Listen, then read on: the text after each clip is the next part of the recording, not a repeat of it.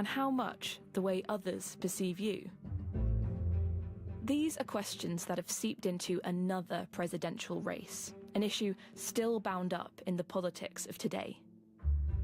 Simultaneously, we're told by some quarters that society needs to move beyond racial categories, but people deeply care about which category they're in. As many are encouraged to choose their identity, there are others calling out those they feel have chosen incorrectly. Though the story has evolved since Karen and Irene's ancestors first settled in East Jackson, the questions, who are you and who gets to decide, seem to matter just as much to the United States in 2024 as they always have. I'm proud of my heritage, all of it. White, black, gray, and blue. I'm proud of all of it. Yeah. You got that right, Mama.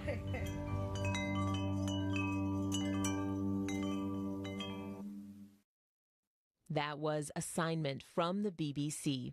I'm Saroja Coelho, and this is CBC Radio 1. Have a great day. Good morning, Manitoba, and happy Halloween. Scary show coming up today. Well, it's not that scary. It's actually pretty fun. I'm Marcy Marcusa. Thanks for joining us. You're on CBC, 89.3 FM, 990 AM on the app and on YouTube. At 3 minutes to 6 a.m., we're on air till 8:37 on this Thursday morning. So thanks for joining us. Last day of October. It's going to be mainly cloudy today and a high of 8 degrees. Should be good for trick-or-treating tonight. Mainly cloudy, low down to -1. Little chilly, but no rain, no snow, so we'll take it.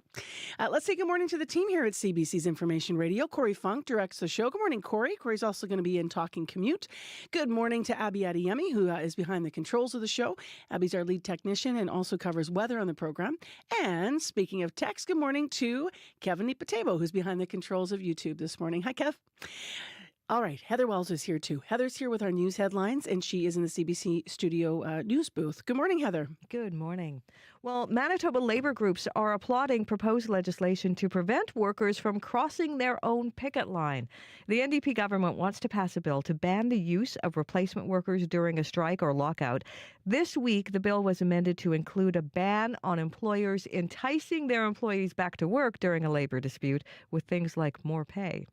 And Manitoba PC leadership candidate Wally Dowdrich says the former PC government mishandled the province's response to the COVID-19 pandemic. The Churchill business owner says some of the rhetoric didn't have to become so heated. I'll be back with more news. Actually, Megan Ketchison is going to step in with more news coming up after World Report. All right, thank you. You're welcome. Heather Wells taking on the early hours from our news department. But yeah, Megan Ketchison's going to be in for the rest of the show this morning. So we'll say good morning to her soon. Let's talk about what's coming up on the program. If you feel like something's missing from your Halloween plan tonight, why not give a sunken ghost ship escape room a try? We're going to talk to a Winnipegger who has built one in his yard. Also, to serious matters, we're going to look at the future of NATO, depending on who wins next week's U.S. election, which is happening on Tuesday.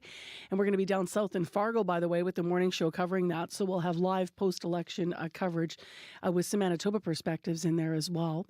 And later in the first hour of the program this morning, we're also going to look at a new report that looks at trees. It finds more that 16,000 tree species worldwide are at risk of extinction. Stay tuned. World Report is next. Today on Q with Tom Power. For over a decade, the Canadian music duo Tegan and Sarah were struggling with something they couldn't tell anybody about. An elaborate catfishing scheme preying on their fans and featuring someone called Fake Tegan. The Calgary twins will be here to tell you why they're going public. Fake Tegan systematically destroyed my life. That's coming up on Q, followed by Commotion with Elamine Abdel Mahmoud on CBC Radio 1, the CBC Listen app, and everywhere you get your podcasts.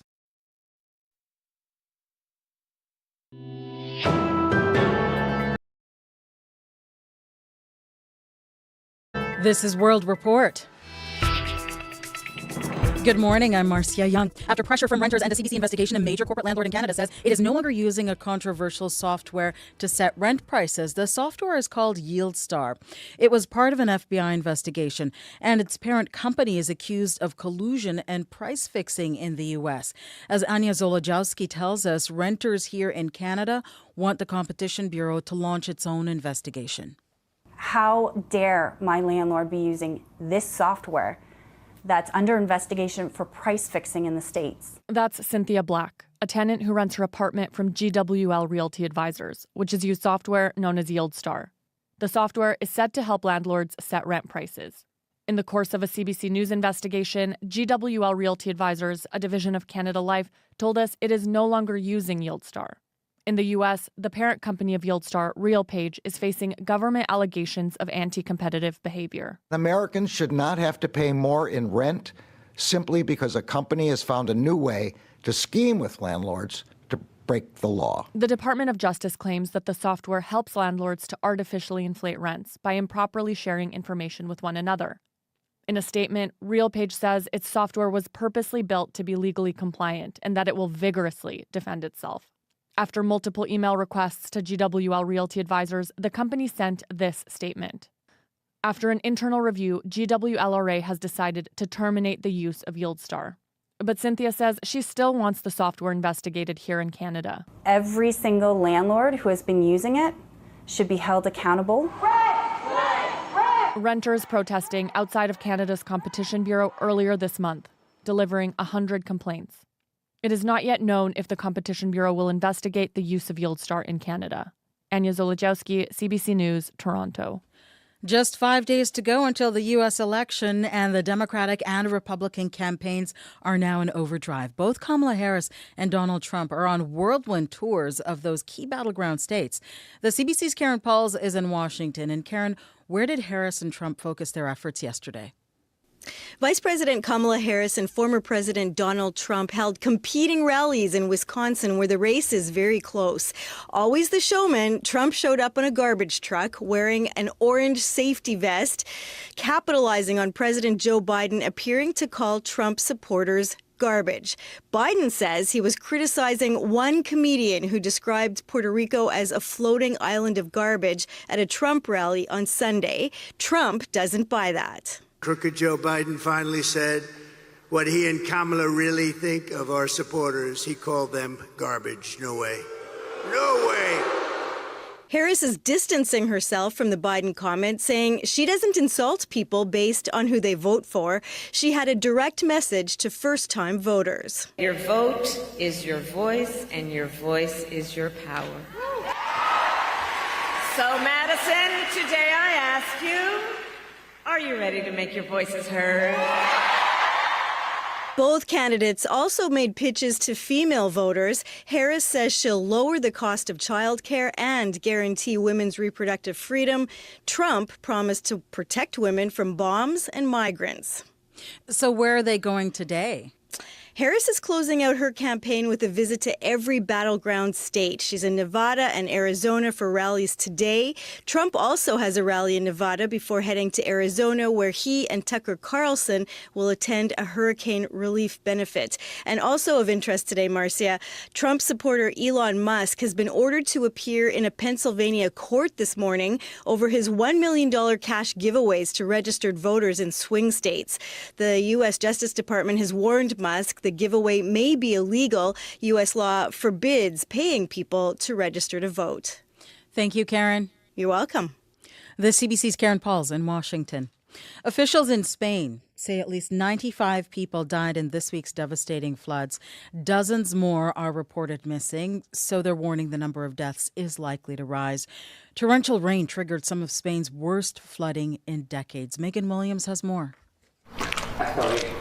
An elderly, dazed resident of the eastern Spanish town of Utiel plods through the street, coated in mud and littered with mangled cars. The ferocious deluge swept across highways and railway tracks, bringing down trees, bridges, and buildings, and submerging thousands of hectares of lemon and orange orchards, main products of export for Spain. A woman in another town, Betur, says she lost 6 of her neighbors, friends. What can I tell you?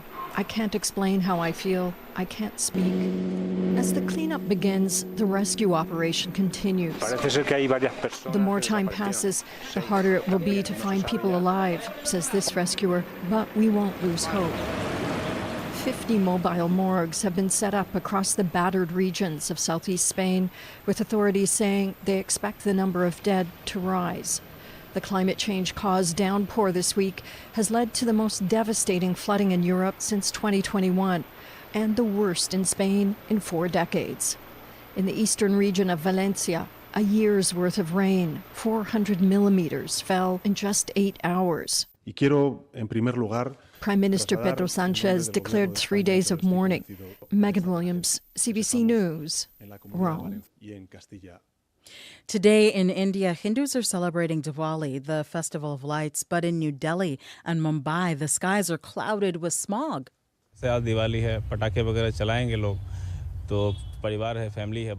This man expects people to celebrate with firecrackers. That is the tradition, but he says it will cause problems for him and his family. He says the air quality will get even worse. The Delhi government has renewed a ban on firecrackers over the festive period. People will have to celebrate by socializing and exchanging gifts with family and friends. Global sales are dropping at a major coffee chain, so it might seem counterintuitive that Starbucks has decided to stop charging for some of its products. Starting next week, the company will not charge extra for non-dairy alternatives. As Anis Haydari reports, the coffee chain hopes the move will draw in more customers. Millions of people around the world start their day with a coffee, but in Calgary, Kyle Gretsch needs to make sure one thing is missing: lactose. Having non-dairy alternatives at coffee shops is important if I want to actually enjoy their product. If he's getting a latte or anything with milk, it has to be soy, oat, almond, or coconut alternatives instead of the regular stuff. I expect to have to pay more for that everywhere, which is annoying. It may be getting less annoying at Starbucks. In a little more than a week, the company will no longer charge extra for non-dairy alternatives. I could see myself going more since it's free. I would have to pay at every other coffee shop. The company needs customers like him to start going more. Our financial results were very disappointing. Starbucks CEO Brian Niccol reporting a drop in sales around the world over the last fiscal year. We have to make it easier for our customers to get a cup of coffee. And I think they found... Retail analyst Bruce Winder says making non-dairy alternatives free may not be enough. Companies often do this when times are really tough, when the economy's tough. They often introduce value meals, or they find ways to reduce costs to try to sharpen that price point for the consumer to increase volume and stay relevant. As for competitors, many second cup outlets charge extra for non-dairy alternatives. Many Tim Hortons don't. Anis Haydari, CBC News, Calgary. A woman in the Ottawa area is sharing her great-great-great-great-grandmother's story. Jane Elizabeth Martin Barnes was known as the Witch of Plum Hollow. She made a living telling fortunes during the mid-1800s. According to family lore, she could predict the future and once told John A. Macdonald that Ottawa would become Canada's capital. Melanie Chesmore says Grandma Barnes never disputed the title of witch. One article, she actually says that she's a bit of a fraud because not that she isn't telling the truth, but just the way she interprets it. Whether she was a shrewd woman, a very perceptive or intuitive woman, or whether she actually had some sort of a gift, I guess is up for every individual to try to interpret for themselves. But the stories that have been written about her over the years through people who have seen her definitely tell a tale of somebody who had very piercing eyes, who they felt could see right through them and was not somebody you would want to lie to. Today, there's a growing pile of quarters left on the gravestone of Grandma Barnes. Chismore says she believes people leave 25 cents because that is how much she charged for a fortune. Rumor on the street is that her apples are delicious. The jury said she's charming, but her exes say she's wicked. I swear to God, I saw her howling at the sky. And that is the latest national and international news from World Report. I'm Marcia Young. And she don't wanna be anybody else. She's a woman in total control of herself. Good morning, Manitoba. I'm Marcy Marcusa. This is Information Radio. We're live in downtown Winnipeg on 89.3 FM, 990 AM on the app and on YouTube on this last day of October. Also known as Halloween. We've got some great Halloween local stories this hour. If you live in the area of Old St. Vital, you might want to take a trip to the ocean tonight. We're going to talk to a man who built a sunken ship brain twister in his front yard. And it's really the real deal. We'll have some pictures up on YouTube for you while we have our conversation, so stay tuned. In addition this hour to more serious matters, we're going to dive into a new report that finds that more than 16,000 tree species worldwide are at risk of extinction. So we'll find out more about what Manitoba trees might be on that list. And we are going to look at the future of NATO in some detail, depending on the outcome of next week's U.S. election. Stay with us.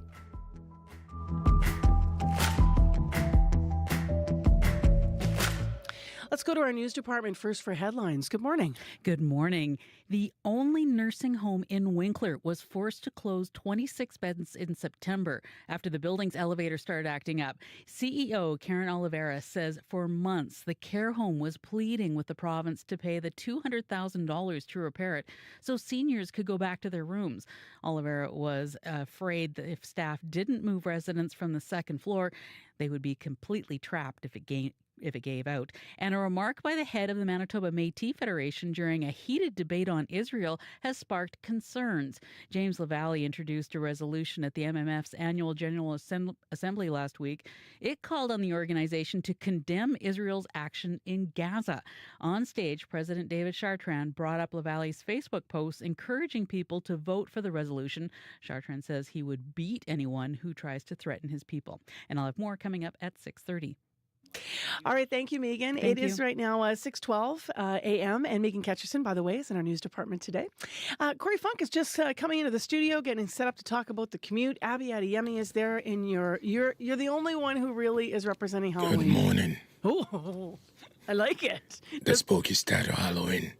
Abby's got the best Batman voice. You're missing a helmet, but I do like the Batman shirt. It's cool. I like it. Yeah, it's a spooky start to Halloween for sure across the province. Right now, Winnipeg, it's 0. It's cloudy out there. Today, we should see mainly cloudy skies with us. Cool breeze, highs reaching 8 with a chilly start. It's going to feel like -6 this morning. And then tonight, we're still going to see that cloud cover that's going to make it a perfect, set for the Halloween feel. Though we're going to drop down to -1. It's cooler up north. We're going to see cloudy skies and light snow. Thompson currently at -12 and Churchill at -7. And then for the rest of the province down south, we're seeing temperatures close to -4 from Brandon all the way down to Morris. I'll just tell you, it's going to be a cloudy Halloween in Winnipeg. Just expect a high of 8 degrees, perfect for trick-or-treating. And you need that warm sweater also for the kiddos. Just to give you that heads up. No doubt. No doubt. All right, so we're going to have a little fun here this morning, and I don't know if Kevin can get our Kevin. Kevin can get Kevin on the YouTube stream, because Kevin Bacon, no, not the actor, he probably gets it all the time, the Winnipegger, is going to be here to talk about his Halloween display, but he also does a really good Batman voice. So, okay, ready? Go for it. I'm Batman. Right? What do you mean? No You're doubt. not that... I liked that. It's all right. It's all right. I liked it. Okay, so everyone's going to try it. So first is going to be Kevin, then Abby's going to go, then Corey, and then me. This could go really wrong. Okay, ready? Kevin. I'm Batman. You filled the city. I'm Batman. I'm Batman. I don't know. I think the first two won. I love it. We're going to talk to Kevin about his ghost ship in a second. So, all right. Me and Corey just sort of sounded like we had something in our throat. But whatever. I was like 3 octaves away too high. I'm pretty sure. I don't think it's that. We're way too hyper to be Batman. Yeah, a Batman with a cold. It's kind of like a fun, cool outfit. Anything going on in the commute? It's been really quiet out there so far. And it seems like things are shaping up for a fairly smooth Halloween morning commute. But if that's not the case for you, if you see something spooky going on out there, give me a call on the CBC commuter line. That number, 204-788-3093.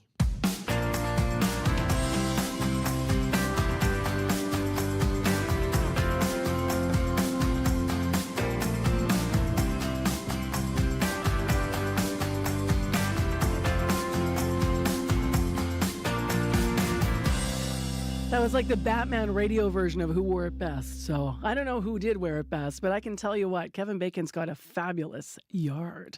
Let's get into that. There are a lot of fun ways for Winnipeggers to celebrate Halloween tonight. Trick-or-treating, pumpkin carving, and dressing up. But as I mentioned, what about solving a mystery on a sunken ghost ship?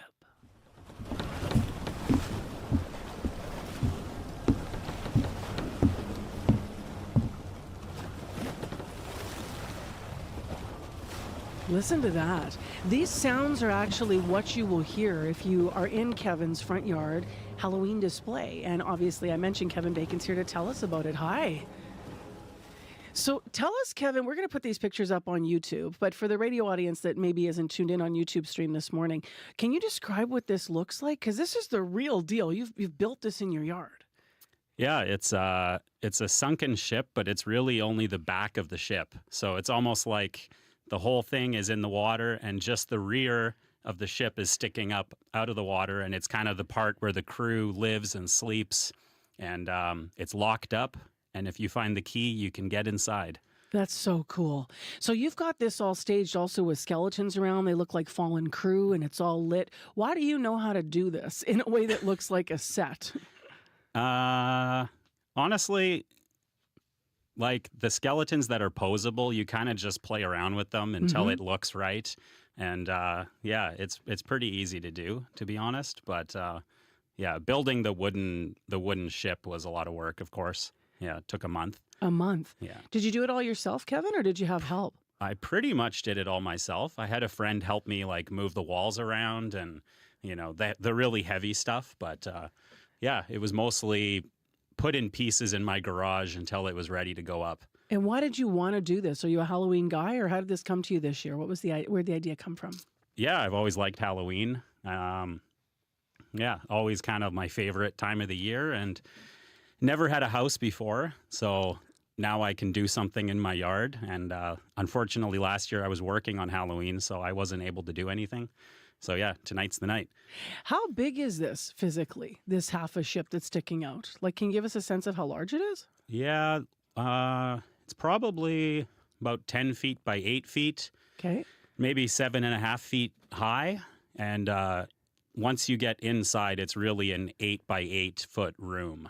And when can people actually, is it structurally sound enough that somebody could, like, are you expecting trick-or-treaters to be walking on it, or what are the rules? You can definitely go inside. It's meant to go inside, but not on the roof. Yeah. So there's kind of ladders that are like, you know, halfway up, and they're so rickety that I hope no one tries to climb it. And Yeah. as far as I know, no one's climbed it. I love how you've made it look like really not just half a ship, but you've got, you know, the tattered material hanging off and blowing in the wind. The way it's uplit in the sky, kind of, you can almost imagine, you know, you can see the different balusters, I think they're called, for like the deck railings, and the attention to detail is really, really cool. What will people hear? Like, we heard a little bit of that soundtrack. Tell us a little bit about how you did that. Yeah, I really wanted there to be like a soundtrack to really like make it feel like you're actually on a ship. So you go inside and there's obviously creaking, there's water, there's also windows, and a lot of it is what you see behind the windows. So there's actually like water painting behind them, and the whole painting moves. So it kind of makes you feel like you're in the water. Yeah, That's there's so also cool. a storm happening. Of course, there has to be a storm. So there's lightning and thunder, there's smoke. Abby, can we reload those sound effects again? I just think that while we're talking about them, we can really appreciate what this sounds like. Because you also work, we can hit them there. Thanks, Abby. The footsteps, I love that. Yeah. You also work in film. You're a sound recorder. Yeah, So, I mean, exactly. this is an art to what you've done here. Yeah, thanks. I love the mix. Love the mix. Let's talk about the puzzle. So in terms of the puzzle and working to solve the puzzle, what's your expectation about who might find the key and how difficult you've made this that might be able to get inside the ship? You do have to read some clues to really be able to solve it. So, yeah, just looking around might not be enough to find the key. But I've been making it easier and easier because I can tell people were like getting stuck. So, you know, once they finished, I would go in and change the clue, add something to make it more obvious. Okay. Have you tested this out then leading up to Halloween? Is that what you mean? Oh, it's been going for weeks now. Okay, So, okay. I didn't yeah. realize when your start date was. Yeah, I knew you were open tonight as well, but you For were sure. starting it. So when people complete it, do they get a prize, or is the prize that you get to go inside? There is a prize, actually. Once you get inside, there's another mystery to open up a trunk. And once you're inside that trunk, there's a little, spoiler alert, but there's a little chest. It's got coins in it. You can have a coin. And they're like kind of authentic looking little metal coins. They're pretty cool, really. And I think I've gone through about 100 of them. Wow. So that's how many people have made it through. How long does it take to get through it all? Like if somebody wants to go and try it out, what should they expect for time? I think maybe 15, 20 minutes. Okay. I've seen people do it really fast. Some people never really get to the end. How scary is it? Like if they really little ones, what's the... Well, I always think like the outside of the ship, there's like skeletons, there's a shark, little kids can enjoy that. But inside is pretty spooky. Gets like a little serious. It feels like you're actually inside a ship. So how long are you going to keep it up? I should probably start taking it down, in the next few days. Okay. So is tonight the last night, or are you going to push it through the weekend? I'll have it up for the weekend. Okay. I think I'm too busy to really take it down, and I also have to figure out where to store it. Yeah. Like now I have this massive thing in the yard and nowhere to keep it, so I have to think of something. I'll tell you what, this is one of the best things I've seen built in a yard in Winnipeg. I've done a lot of these stories over the years sitting here. This is so cool. Thank you. Just as a last question, what's the reaction been from the folks that have been through already? They love it. Yeah, there's people that have been through 3 times. There's a kid who he knows where all the answers and keys are, and he just runs up and solves it right away. Apparently, just likes to keep doing it. So. Yeah, they love it. Well, you said this is a new house, so I'm sure your neighbors are like, wow, we got a cool thing on our street now. Yeah. Have fun tonight, Kevin. Thank you so much for being up early. Thanks. That's Winnipegger Kevin Bacon, who's in studio with us this morning. He's designed this immersive sunken ghost ship experience in his front yard. So where is it? 14 Hull Avenue. 14 Hull Avenue, pun intended. But this is out in St. Vital. So you can check it out. Old St. Vital. There's one in Ontario named after a shoemaker.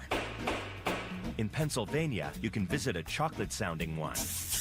The English have one that's soapy. And in Japan, there's a whole big city named after a compact car. From Ottawa to Port Sunlight, company towns on Under the Influence with Terry O'Reilly. Thursday morning at 11:30, 3:30 p.m. in Newfoundland. And on the CBC Listen app. One of the presidents of a big country stood up and said, well, sir, if we don't pay and we're attacked by Russia, will you protect us? I said, you didn't pay? You're delinquent? He said, yes, let's say that happened. No, I would not protect you. In fact, I would encourage them to do whatever the hell they want. So that is Donald Trump in a controversial remark he made about NATO members who don't contribute what he considers their fair share. We're less than a week to go before the U.S. election, and many are speculating now what a Trump presidency could mean for the future of NATO and the implications for Canada. Erica Simpson's our next guest in here to talk about it. She's an associate professor of international politics at Western University and president of the Canadian Peace Research Association. Good morning. Good morning. So Donald Trump has threatened to pull out of NATO in the past. We just heard his comments there as well. What do you think NATO would look like if there is another Trump presidency? Well, I think the comments tell us again that Trump's relationship with NATO is and has always been very rocky. He calls NATO obsolete. He keeps saying that the United States pays too much. But he's made all these sorts of complaints before about other international deals like NAFTA and the Iran nuclear agreement. He tends to push like that, and then he gets what he wants. His bargaining style seems to be that way, but diplomats around the world are catching on and are better prepared for that sort of bullying approach. In his last term as president, he did question the core commitment to NATO's collective defense principle, which is called Article 5. And we heard he criticized our Prime Minister, Justin Trudeau, in front of the world press for not putting up enough military funding for NATO. So given his track record, it's not a stretch that he might consider pulling out, or at least threatening to pull out, if NATO doesn't align with his America first kind of stance. And what are leaders saying right now? Like, obviously NATO members are watching this closely, but how are they preparing? You alluded to them preparing. They're preparing by talking more about spending 2% of GDP on defense. A lot of countries don't want to spend even 0.7% on development. 2% is a lot of money. And after the COVID pandemic and with aging populations and so on, we need to spend more on old age security. The money would not be spent in Winnipeg. It would be spent in Halifax and in Montreal, Toronto, and Victoria on not just drones, but on frigates, submarines, fighter jets, and so on. So Canada would have to spend more money to replace the United States, which is kind of like the quarterback. It's very important to intelligence sharing and all sorts of things. But Canada would have to carry a heavier burden. If Trump were to win as well, what would be the implications, do you think, for the Russia-Ukraine war? For Russia, Ukraine, it would mean that Ukraine would be in a I think, a tough spot, because if the United States cuts back its funding on arming Ukraine, we know NATO has been a very strong supporter of Ukraine so far, not just symbolically, but in terms of equipment and intelligence and training. So Ukraine is not an official NATO ally, and I doubt it will be for years and years. But if Trump was to cut the spending, then European support for Ukraine would probably become more hesitant, and potentially that would give Russia a strategic advantage. So Europe would probably still support Ukraine, but they would be probably accepting hundreds of thousands or millions more refugees and then backing Ukraine symbolically at the UN. But on their own, Ukraine would not be able to do as much, which would, I think, shift the balance more in Russia's favor. And if Kamala Harris wins this election, what do you think the future of NATO looks like under her as president? I think it would be the same, pretty well the same as it is under Joe Biden. Harris would probably try to mend the strained relations with Europe and bring a fresh perspective. She might talk more about climate change as a security threat and cybersecurity and so on. So her administration would probably aim for more collaboration rather than the confrontation that we heard on that soundbite. Harris seems to be more committed to international partnership. So I think NATO would probably still play a major role in global security if she were in the White House. Thank you very much for being with us this morning, Erica. I appreciate it. You're welcome. Thanks for the opportunity. Erica Simpson is an associate professor of international politics at Western University and president of the Canadian Peace Research Association. I just want to mention that we will be in Fargo, North Dakota, and we're also going to skip across to Moorhead, Minnesota, because Tim Walz, who's running with Harris on the ticket to be vice president, is governor of that state. So we're going to have coverage from down south next week. Corey and I are actually leaving Monday morning, Corey Funk and I, and on Wednesday, Information Radio is going to be live in Fargo. If by any chance you have a story to pitch, or maybe you know a Manitoba business that is affected or watching this election closely because of ties with the U.S., trade with the U.S., perhaps you know someone going to school down there, or maybe you more directly have a story to share with us.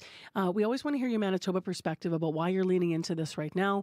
I've asked that question on Facebook, but we will be in Fargo on Wednesday morning, the morning after the election, at Randy's Diner 2. They have two locations. One's at the university. This is the one that's right in the suburbs residential area of Fargo. So if by chance you happen to be there too, of course you can join us. Breaking this hour, CBC News brings you all the local, national, and international news you need to make sense of your world. I've ripped up the supply and confidence agreement. Now's your chance to enjoy a free preview of Canada's source for breaking and live news. The air raid sirens went off. Find out why more Canadians choose CBC News Network over any other Canadian news channel. The CBC News Network free preview on now. Well, Rogers is selling off some of its assets in a very complicated deal. Phil DeMont is going to make sense of it for us. That's coming up in our business news in the next half hour of the show. I am Marcy Marcusa. You are listening to Information Radio on CBC, 89.3 FM, 990 AM on the app or YouTube on this Halloween day. Corey Funk, Abby Adiemi, and Kevin Ipatebo behind the glass. In a moment, we're going to hear Next News with Megan Ketchison. I just want to mention here, if you need us in traffic this morning, please give us a call, either if there's an incident in the city or out on the highway. if you're driving, walking, or biking. 788-3093, 788-3093. And always on This Morning, I like to remind people, just watch for the little ones because sometimes they dress up, they're going to school, they might even be wearing like darker colors than they usually would wear, all those all dressed in black witches walking around. So just be careful. If you see the little ones out and about in traffic, you might want to just be mindful. Your CBC Winnipeg News is next. This is CBC News. Good morning. I'm Megan Ketchison in Winnipeg. At 6:30, it's mostly cloudy and 0. Mainly cloudy today, a high of 8. Not too spooky for the little ones out on Halloween, a low of -1.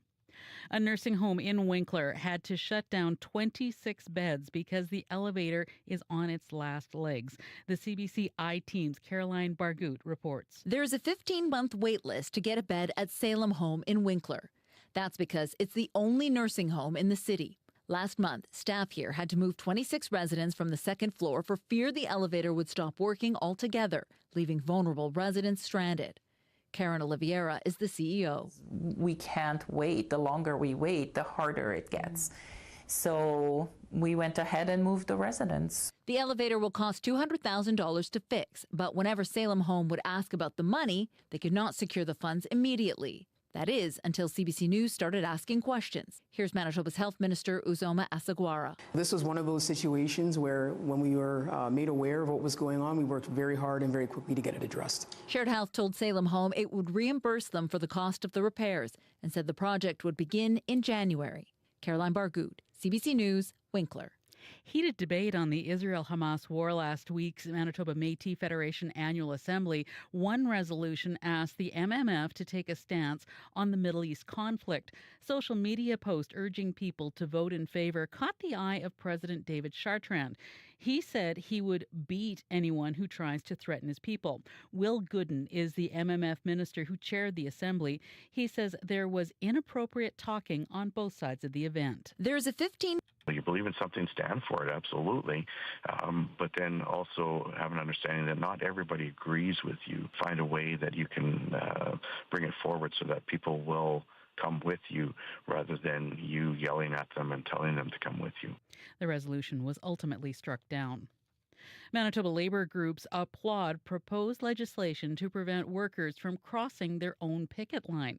The NDP government wants to pass a bill to ban the use of replacement workers during a strike or lockout. This week, the bill was amended to include a ban on employers enticing their employees back to work during a labor dispute with things like more pay. Kevin Reback speaks for the Manitoba Federation of Labor. It's important that if we're going to have anti-scab legislation, it be strong legislation that protects Manitobans, that creates the right incentives to get unions and employers to settle collective agreements and get people back to work together without souring relationships. Rebeck says the amendment would bring Manitoba more in line with labor legislation in Quebec and federally regulated industries. But not everyone is pleased with the proposed changes.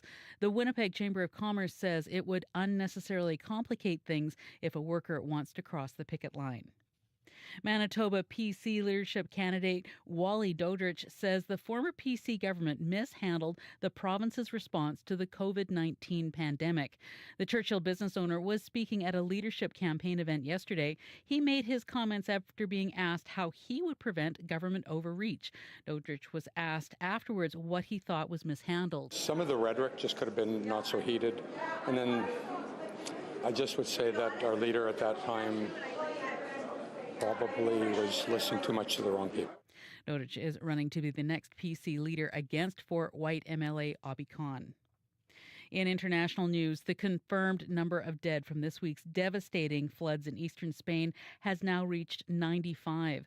Mobile morgues are being distributed across the hardest-hit regions to store the growing number of bodies, and military search and rescue teams continue to make their way through washed-out communities. Megan Williams has more.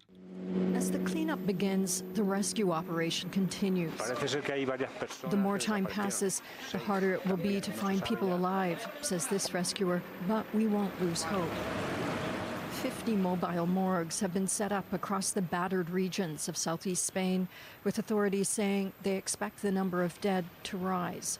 The climate change-caused downpour this week has led to the most devastating flooding in Europe since 2021. and the worst in Spain in 4 decades. In the eastern region of Valencia, a year's worth of rain, 400 millimeters, fell in just 8 hours. Prime Minister Pedro Sanchez declared 3 days of mourning. Megan Williams, CBC News, Rome. The Winnipeg Jets are back in the win column on a big night for Kyle Connor. Here comes Connor back the other way. Cuts across, scores!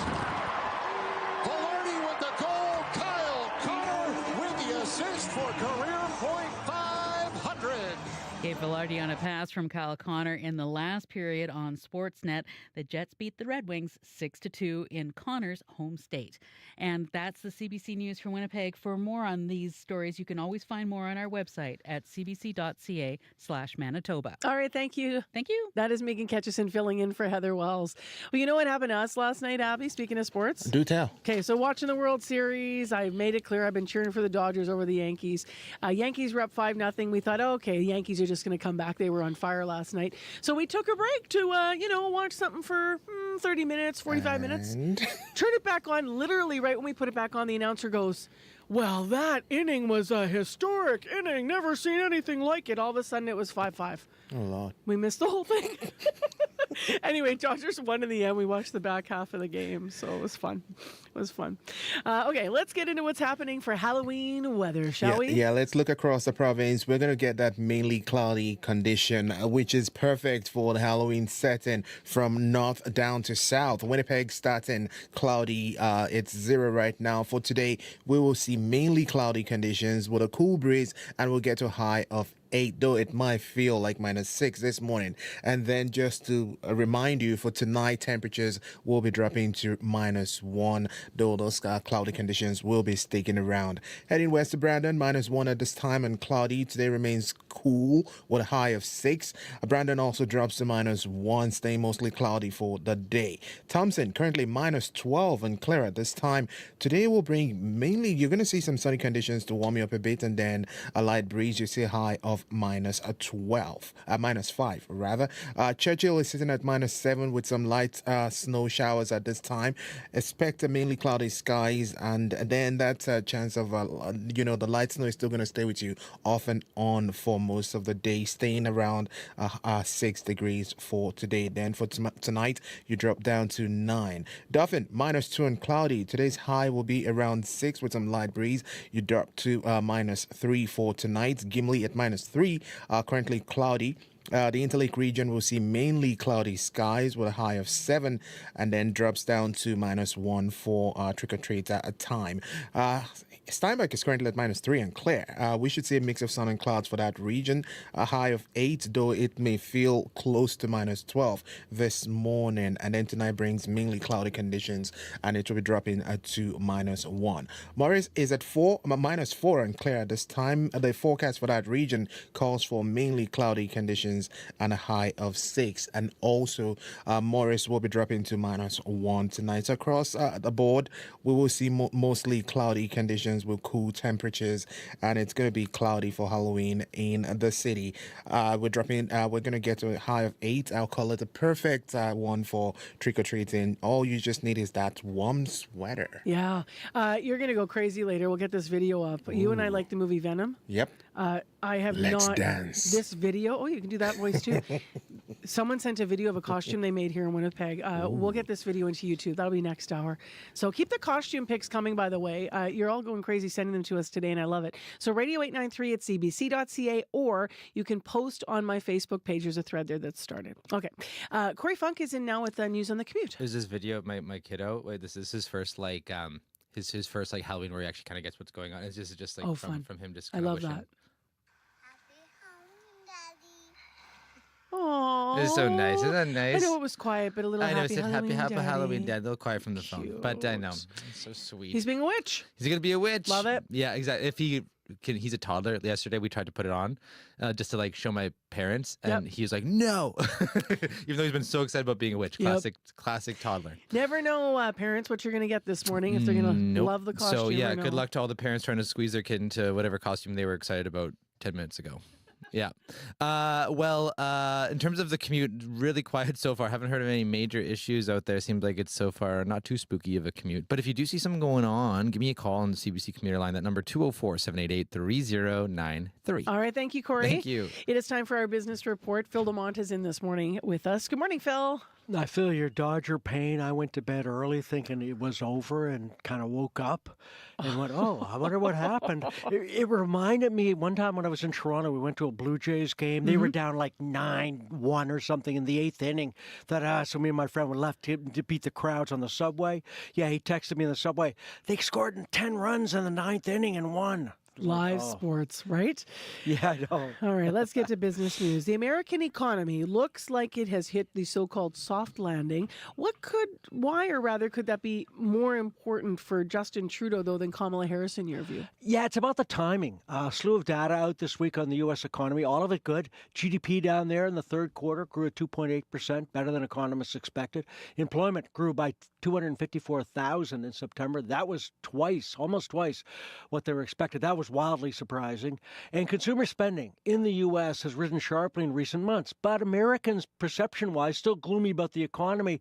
So all the good economic news might not help the Harris campaign, and next week's vote might help the governing Liberals, though, in Ottawa. That's because more than 3/4 of our exports go to the U.S. So if the Americans are spending more into next year, then Canadian companies will benefit. Better yet, the Bank of Canada just whacked interest rates down by 0.5 percentage point on top of the 3 earlier rate reductions. Now, the way it works is economists think it takes about 6 to 12 months for those kind of lower interest rates to feed through the economy. Canada's no different. So the Bank of Montreal predicting our GDP growth to approach 2% next year. Not a stunning number, but way better than the 1% we're going to eke out this year. So, the timing obviously is dependent upon Parliament, but at least next year for sure we'll have a federal election. So heading into that campaign, the federal Liberals actually might benefit from faster economic growth at that time on both sides of the border. To another story, Rogers is selling off some of its assets. This is a complicated deal, though, right? Yeah, and it's really interesting, at least from my point of view. Earlier this year, Rogers bought Shaw Communications, so to pay for that takeover, they borrowed $20 billion. Now, they've got to pay that back. So one of the plans to cover some of that debt is to sell a minority stake in the wireless backhaul business. That's the part of Rogers that connects cell towers, basically talking. It's a data kind of network.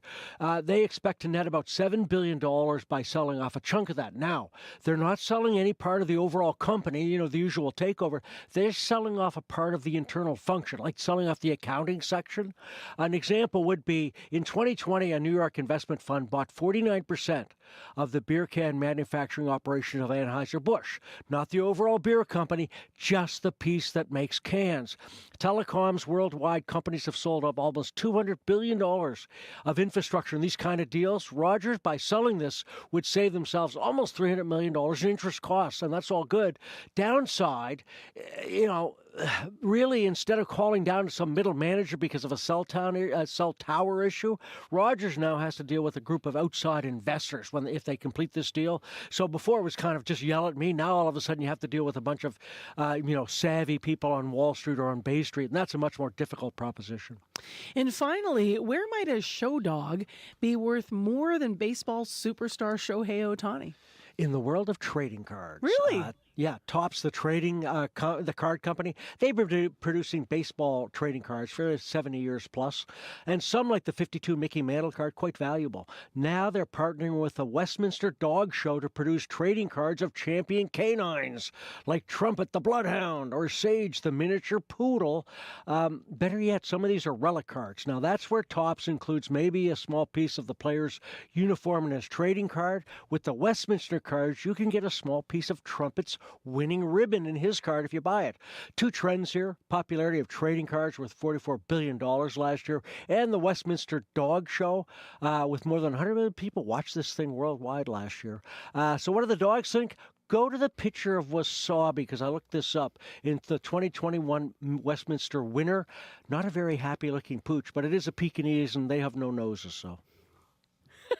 I'm trying to Google this at the same time. Why don't you tell us the markets? What do they look like? Sure. Right now, it's a down day in Europe. France off 0.75%. UK, Germany off as well. Bank of Japan held steady on interest rates, but that hurt the Nikkei down 0.5%. Oil's up 43 cents, $69 and a nickel U.S. a barrel. Gold's down $12, $2,789 U.S. an ounce.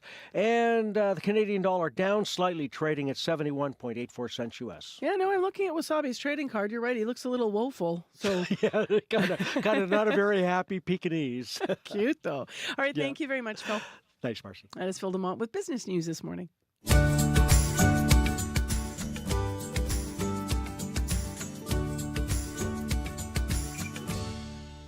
Well, a bit of music now for Halloween. Some music to get us in the spooky mood, but a little relaxed because we know it's still 6:45 a.m. Here's Mother Mother with Ghosting.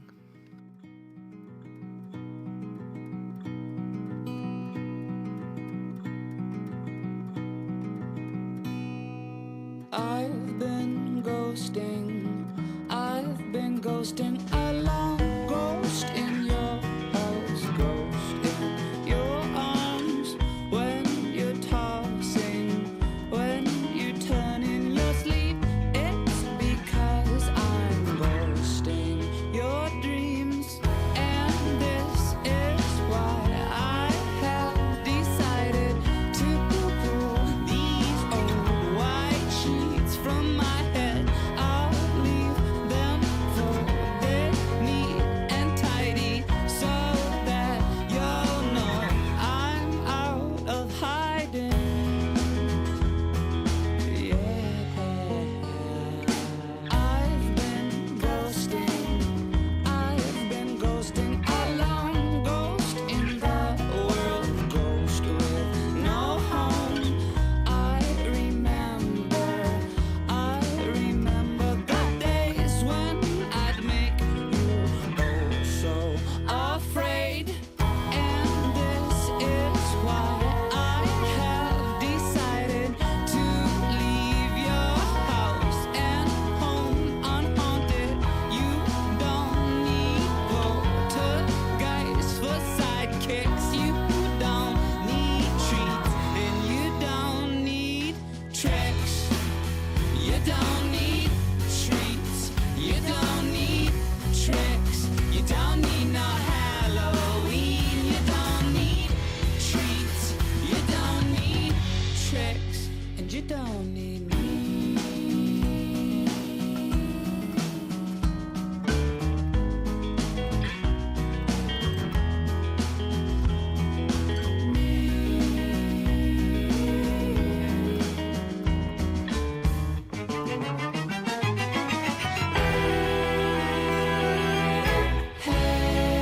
Hey, would it be so bad if I stayed?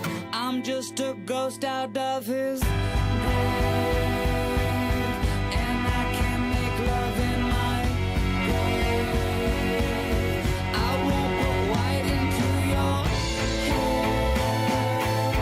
I won't make noises in your stairs. I will be kind and I'll be sweet if you stop staring straight through me.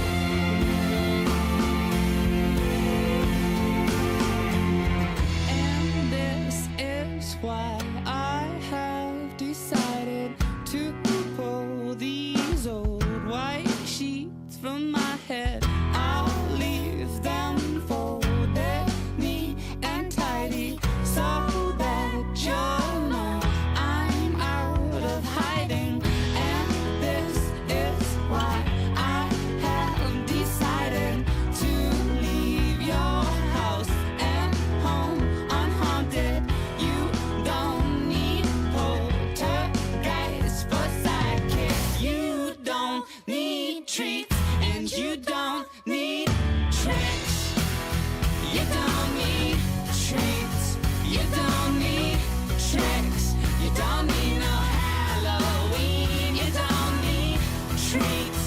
You don't need tricks. You don't need treats. You don't need no Hallows Eve. You don't need treats. You don't need tricks. You don't need Happy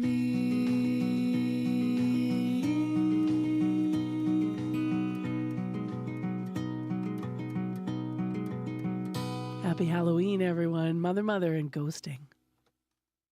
New this month on CBC Gem, two of Canada's longest-running shows are back for their 18th seasons. You're going to be introduced to a new world. Murdoch Mysteries brings more intrigue and invention as Detective Murdoch faces new challenges. I would say it's extremely bad form to arrest your new boss. And over at Heartland, life on the ranch rolls along at a more relaxed pace. Looks like Stetson's back to his old self. Season 18 of Murdoch Mysteries and Heartland. Watch free on CBC Gem.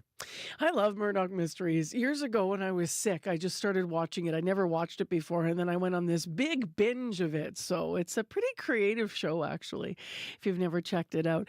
It is 10 to 7 right now on 89.3 FM, 990 AM on the app or on YouTube. And in Winnipeg this morning, we are looking at mostly cloudy conditions. It's 0 in the city right now. And in Brandon, over in Brandon, cloudy and -1.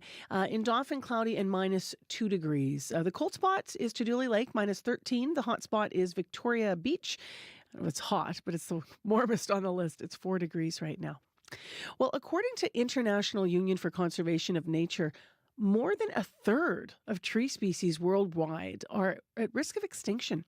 Their most recent study examined around 47,000 tree species globally, and they found that more tree species are at risk than all threatened birds, mammals, reptiles, and amphibians combined. For a closer look at what's happening and what this means in Canada, Michael Petrick is with us, Director of Urban Programs at Tree Canada. Good morning. Good morning. How are you? I'm well. I'm sad, though. I'm a big, obviously, nature tree lover, as many of us are. So what's the biggest thing threatening our trees?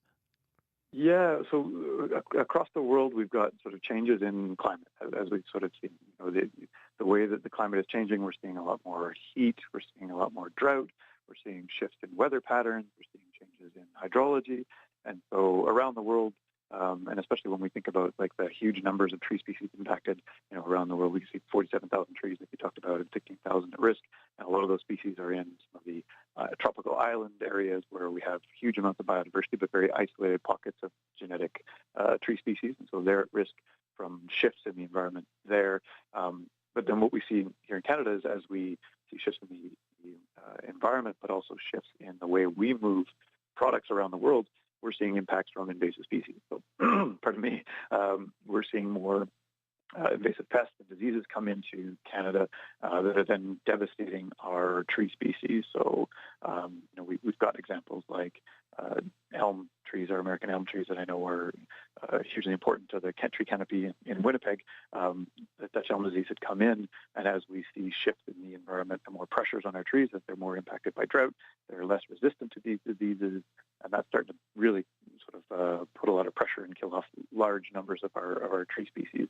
And then finally, we just, you know, in Canada, we're where a lot of the places where we want to live or where we want to see, you know, grow food, things like that, are also happen to be great pockets for where like, very specific tree species want to live. So we're seeing impacts from development growth, we're seeing pressure from agriculture, we're seeing pressure from forestry, we're seeing pressure from building roads and infrastructure, things like that. So there's sort of all kinds of different ways that our trees are being impacted by our changing environment and just by human pressures. You're right to raise the elm trees here. Obviously, Dutch elm has been a problem for a long time. So has the emerald ash borer that affects other tree species as well.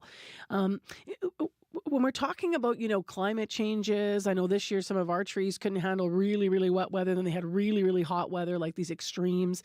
When you're talking about things like that, it's hard to wrap your head around what governments can do to help these threatened tree species. What are your thoughts on that?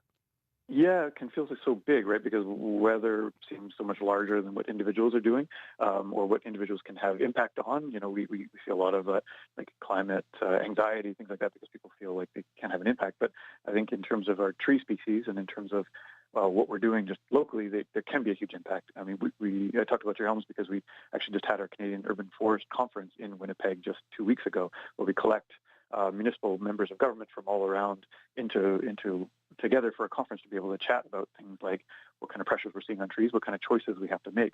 And I think that's where government plays a huge role, is just taking steps to plan and protect our forest as this kind of the top level. because it may feel huge, but these little changes in terms of how we restrict the movement of firewood around. So I know that at the provincial level, you guys have got some good programs for, I think it's Stop Dead, Stop DED. Those can make huge impacts. I think that Dutch elm disease would have spread much further had it not been for efforts from your provincial government and then efforts by the public to kind of learn and know that, and just like internalize these messages around not moving firewood and when to prune trees, and that has helped maintain an urban canopy. I know it's still devastating. You still have to remove a lot of elm trees, but I think it would be a much different landscape if provincial government and then municipal levels of government didn't take the time to plan, put some resources in place, and I think the city of Winnipeg benefits from those efforts. What about at the individual level? What would you suggest for simple actions that we can take in our daily lives to contribute to tree conservation efforts? I mean, it's simple. I actually use the example of Winnipeg regularly, of Manitoba regularly, because not moving firewood, not moving wood products around is an individual step a lot of people can do. Like it actually is a big step that we can all take to not have a negative impact. It can feel like a drop in the bucket if we're driving our car in terms of climate. What is one more car being driven? Sometimes we feel like that, but there is a very tangible impact from moving one piece of firewood that can actually introduce a disease or a pest into an area where it hadn't been before and then devastate another region. So simply knowing what kind of wood you're moving, or if there's restrictions on things, then you can make a huge difference in terms of protecting our local environments. But then further in terms of that's to prevent the negative, but then on the positive side, folks can participate in conservation groups. They can donate to conservation groups that replant trees after wildfire or after devastating impacts from pests and diseases. We've got programs that do that as well out west and in Ontario and out east where our Lashbore is impacted, for example. Mm-hmm. But just knowing what kind of trees you've got in your backyard and then choosing perhaps to plant a native tree species over a Norway maple, for example, which doesn't have a huge amount of beneficial properties for our local biodiversity. It's a great tree for providing shade. It's got color. It's a hard decision you might have to make, but by planting a native tree over that Norway maple, for example, you're going to see increased benefits for your local environment. And they're hardier. Then they're exactly. Yeah, they're easier to take care of. You can be lazy. I can attest to this. Yeah, exactly. Norway maples, it's brittle. There's all kinds of problems with it. Harder to care for. Exactly. So lots to think about here. It is, yeah. I'd love to see people think about planting and choosing native tree species where they can and providing habitat for them. Michael, thank you very much. We appreciate having you on this morning. No, appreciate the chat. Thanks. That's Michael Petrick, the Director of Urban Programs at Tree Canada, talking about how many of our trees are at risk. More than a third of all tree species worldwide are at risk of extinction. And I don't think I'm going to get in trouble for showing a bias here because we're talking about saving trees, right? But I would just say, consider before you're going to cut one down. Whatever you're doing, whatever you're building. Man, when I see those big trees falling all around Winnipeg and they've been cut down just to make way for something and it's not necessary to cut them, I think, isn't there another way to save the tree? Hard to watch. It is 3 minutes to 7 o'clock. Megan Ketchison is in with headlines. Well, the only nursing home in Winkler was forced to close 26 beds in September after the building's elevator started acting up. The CEO says for months the care home was pleading with the province to pay the $200,000 to repair it so seniors could get back to their rooms, but to no avail. And Manitoba PC leadership candidate Wally Dodrich says the former PC government mishandled the province's response to the COVID-19 pandemic. The Churchill business owner was speaking at a leadership campaign event yesterday. And I'll have more coming up at 7:30. All right. Thank you very much. Thank you. In the forecast, a high of 8 degrees today for Halloween, mainly cloudy. You want to know about tonight probably, though. Still cloudy tonight and a low of -1. So as Abby's been saying, no rain, no snow, which is good. You won't get wet trick-or-treating, but you might get a little chilly, so you're going to want to layer up. The commute so far, we haven't had anything new or urgent to report, but please call us if there is, 788-3093. Still ahead on the show, giant jack-o'-lanterns showing off their toothy grins for a good cause. We're going to meet the founder of the Pumpkin Promise. He's going to roll into CBC here with a massive pumpkin that he takes around. So we're going to have a look at that. In addition, we're going to hear from the Royal Aviation Museum about a new exhibit that pays homage to a beloved fictional fighter pilot from the comic strip Peanuts. You can probably guess who we're talking about. And at 10 to 8, we'll hear what happens when West meets East in one family's home tonight as they get ready to celebrate both Halloween and Diwali, the Festival of Lights. Stay tuned. It's all still ahead on Information Radio. We're live in downtown Winnipeg. I'm Marcy Marcusa. Stay with us on CBC because I'm at the end of the show already. The Current's not next. World Report's next. It's 1 minute to 7.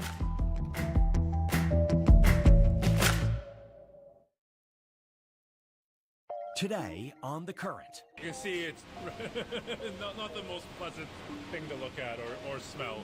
I'm Susan Ormiston. A few drops of salad dressing, a bit of chicken grease, some moldy yogurt, a great recipe for a fatberg starter. And these disgusting globs can clog our sewers. Think about what you flush. Coming up on The Current. The Current, this morning at 8:37, 9:07 in Newfoundland, and on the CBC Listen app. This is World Report. Good morning. I'm Marcia Young. There's a new development in an ongoing CBC News investigation. A Toronto lab knowingly sold prenatal paternity tests, naming the wrong fathers. Now a former employee is sharing shocking revelations from inside the lab. CBC's Rachel Houlihan has the story. The actor is reading the words of a former employee from Toronto DNA lab Viagard Acumetrics. We're not identifying them as they fear it could affect their current employment. Constant errors? It's a scam. Acumetrics sold prenatal paternity testing services around the world for almost a decade, leaving lives devastated by naming the wrong biological dads. It wasn't a very proud moment to be working for this company. The employee watched senior manager Kyle Suey do something unexpected with some DNA samples to be tested. I saw Kyle just throwing it in the trash outside. Suey also had a criminal side hustle. In September, Suey was sentenced to 41 months in prison by a U.S. federal court for running a food sensitivity testing scam. Acumetrics owner Harvey Tenenbaum says Suey is no longer his employee, and the lab ended the testing in 2021. He also says his lab's wrong paternity results were the fault of customers who sent in contaminated samples. The tests were never flawed. The tests are accurate. The tests are accurate, but only when done properly. We understand there's been an investigation. Jeffrey Lichtman is Suey's New York City lawyer. He says Toronto police have examined his client's role at Acumetrics. We don't know what their decision is or if they're even done with their investigation. 2 Acumetrics customers have tried to file complaints with Toronto police, but police say they have no record of an ongoing investigation.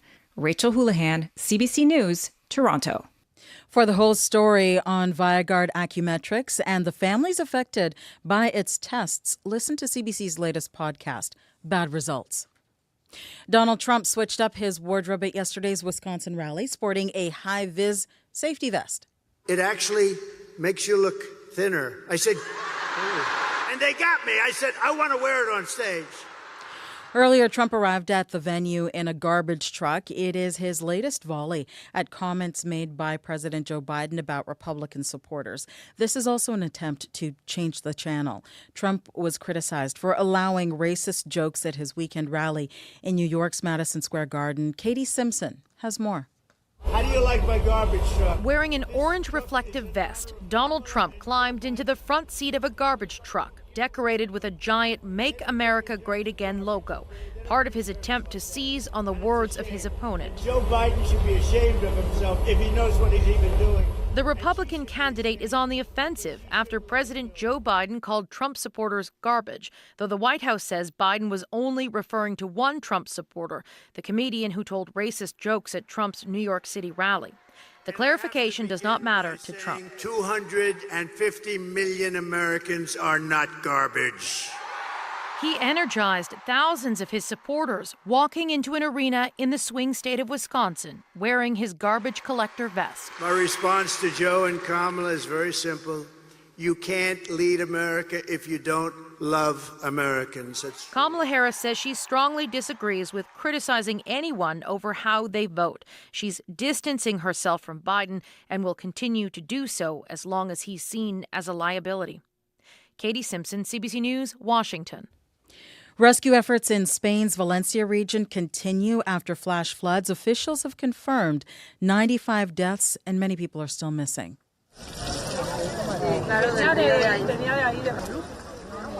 Crowds gather around a water spout, filling up bottles. Tuesday's torrential rain spawned flash floods. Streets were quickly turned into raging rivers. Homes, roads, and bridges have been swept away.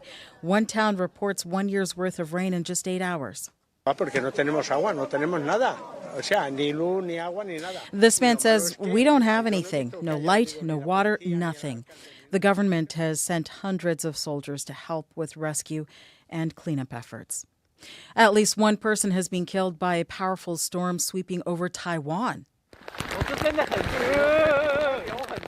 A motorist, unsure as he approaches a flooded road, Typhoon Kangray made landfall over the island today. It is one of the largest storms to hit Taiwan in 30 years. Winds are gusting at more than 250 kilometers an hour, and over 1,000 millimeters of rain has fallen in some parts. Power is out for nearly 1 million people. Schools and businesses are closed. More than 36,000 troops are on standby to help with rescue efforts. About 10,000 people were evacuated from their homes ahead of the storm's arrival. The federal NDP is calling for immediate changes to the long-term care program at Veterans Affairs. Their criticism follows a CBC investigation.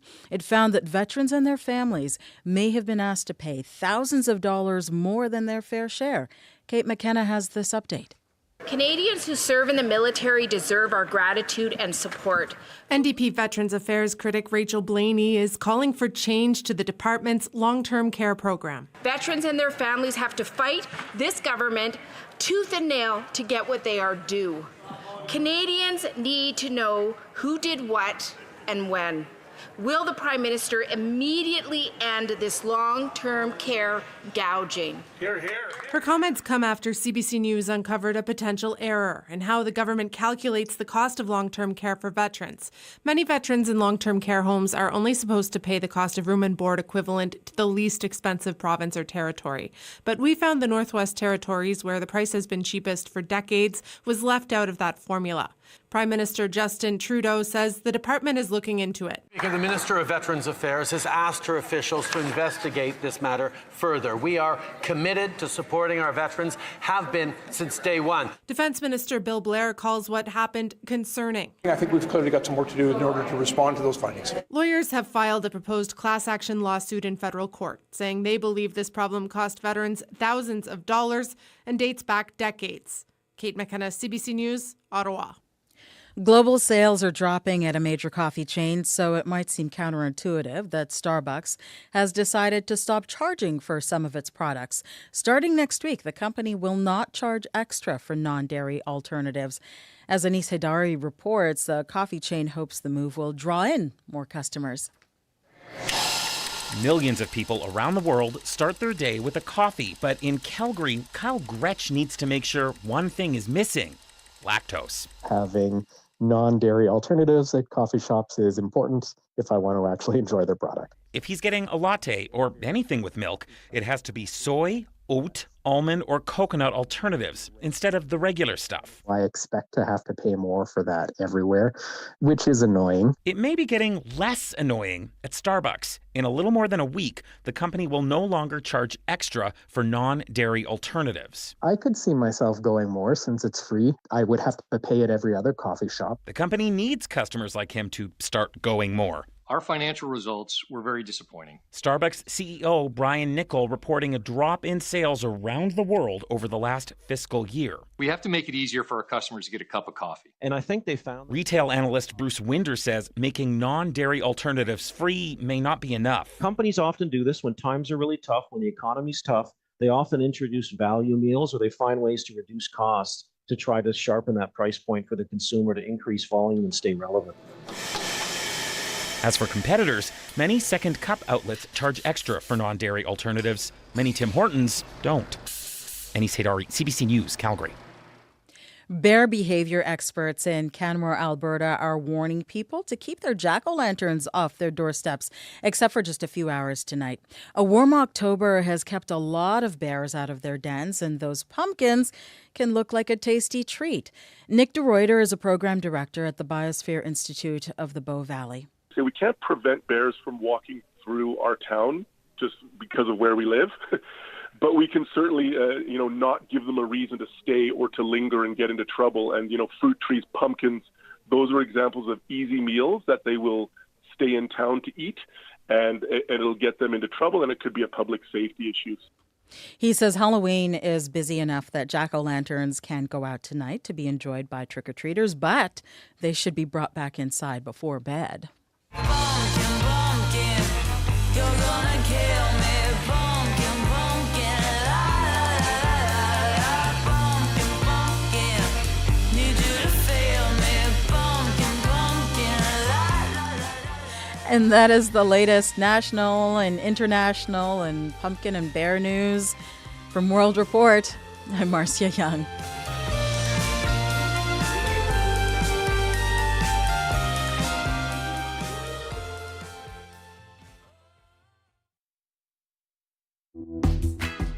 Well, welcome to Halloween morning, everyone, and the last day of October. I'm Marcy Marcusa. This is Information Radio. Thanks for joining us on CBC, 89.3 FM, 990 AM, on the app or YouTube. We're going to have lots to look at on YouTube in a minute because you're sending videos and photos of your costumes all over Manitoba, and there's some great ones out there. So if you're not already subscribed to the stream, check it out, and we'll show off what you've been working on. Speaking of Halloween, we also are going to be hearing about a giant jack-o'-lantern that is showing off its toothy grin for a good cause. We're going to meet the founder of Pumpkin Promise. We'll hear the story behind that. That big pumpkin they have rolled here to CBC. We'll also have a look at it. Corey's going to head outside and have that interview. And then at 10 to 8 this morning, we're going to hear what happens when West meets East in one family's home tonight. They're getting ready to celebrate both Halloween and Diwali.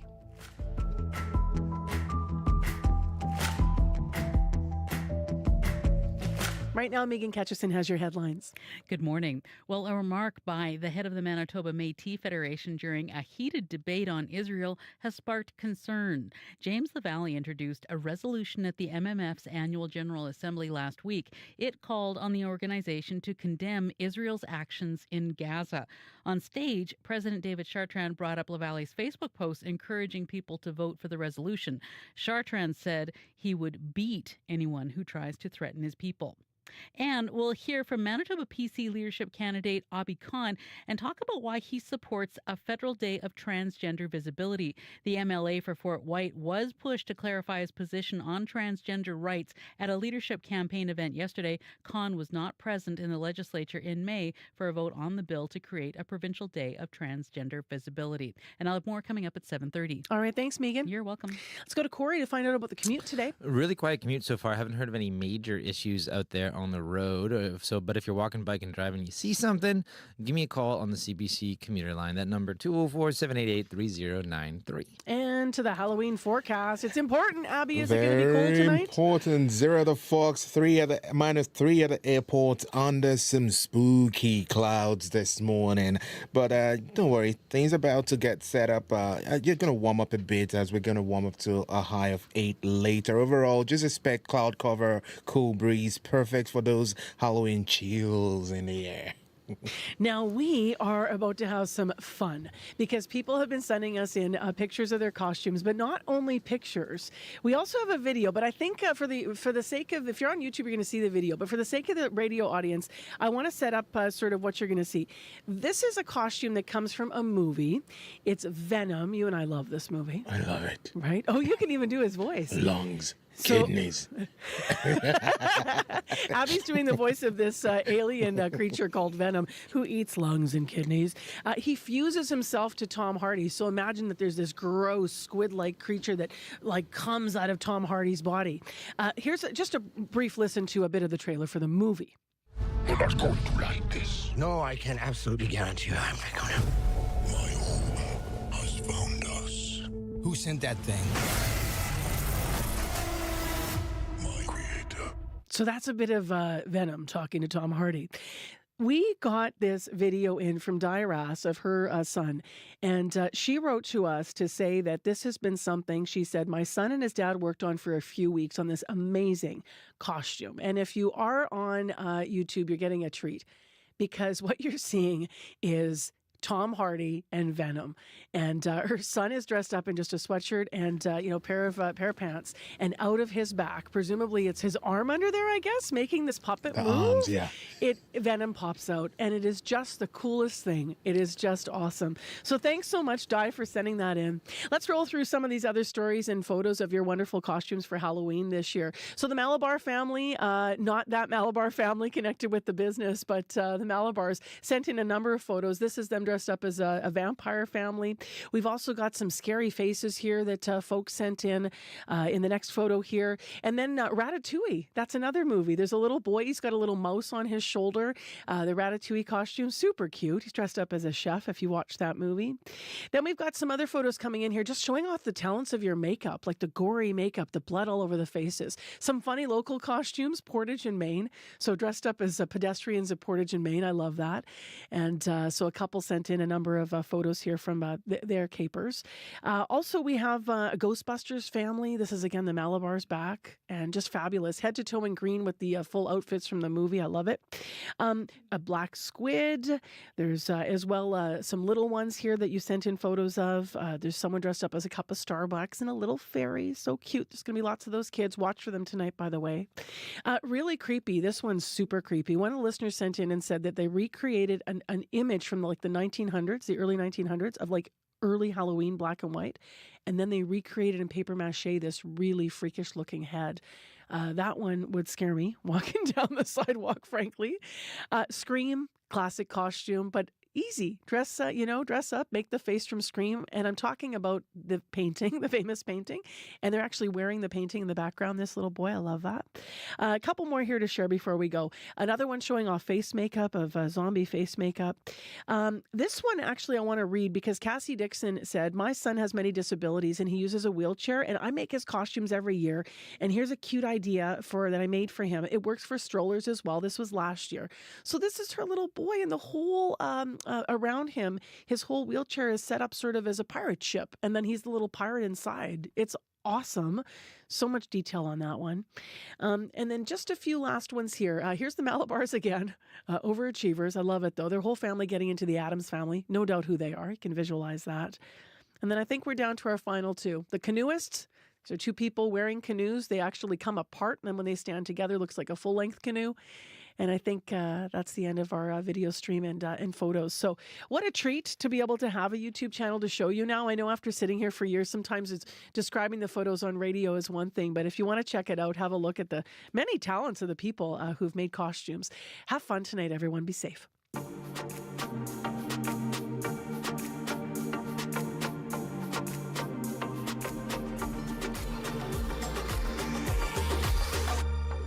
A new exhibit at the Royal Aviation Museum is paying homage to a beloved fictional fighter pilot. By the way, whatever happened to the World War I flying ace? Oh, he's probably getting ready to take off in his Sopwith Camel on the next dawn patrol. His mission is to find the Red Baron and shoot him down. Here's the World War I flying ace, climbing into the cockpit of his Sopwith Camel. Contact, he shouts. You probably recognize that clip from the Peanuts classic. It's The Great Pumpkin, Charlie Brown. In it, Snoopy transforms into his World War I fighter pilot persona, the Flying Ace. Now, we all remember Snoopy dressed in that little leather flying cap, the goggles, their scarf. Well, earlier this month, the Royal Aviation Museum debuted a new exhibition on loan from the Charles M. Schultz Museum in California. It is dedicated to Snoopy's flying ace persona and his never-ending battle against his nemesis, the Red Baron. Vanessa DeSorcy's live in studio. Vanessa's marketing and communications specialist at the Royal Aviation Museum. Good morning. Morning, Marcy. So from creepy things to cartoony things, how did this exhibit come together? We were looking to host our first full-scale traveling exhibition last year, and so this one seemed to align really well with our goals to inspire and educate people, and also a lot of fun and a lot of nostalgia for our older audiences. So what can folks see if they go there, and what ages do you think would enjoy this? This exhibition appeals to all ages. So we've got a really fun photo op station set up just outside the gallery. You can put on your your scarf and your goggles and pose next to Snoopy on top of his doghouse. And then when you head inside, there's some large-scale reproductions of famous Flying Ace clips, and you can see some video clips and some really cool memorabilia as well. For those that might not know the history, as it relates to aviation, how did Snoopy's Flying Ace persona come to be?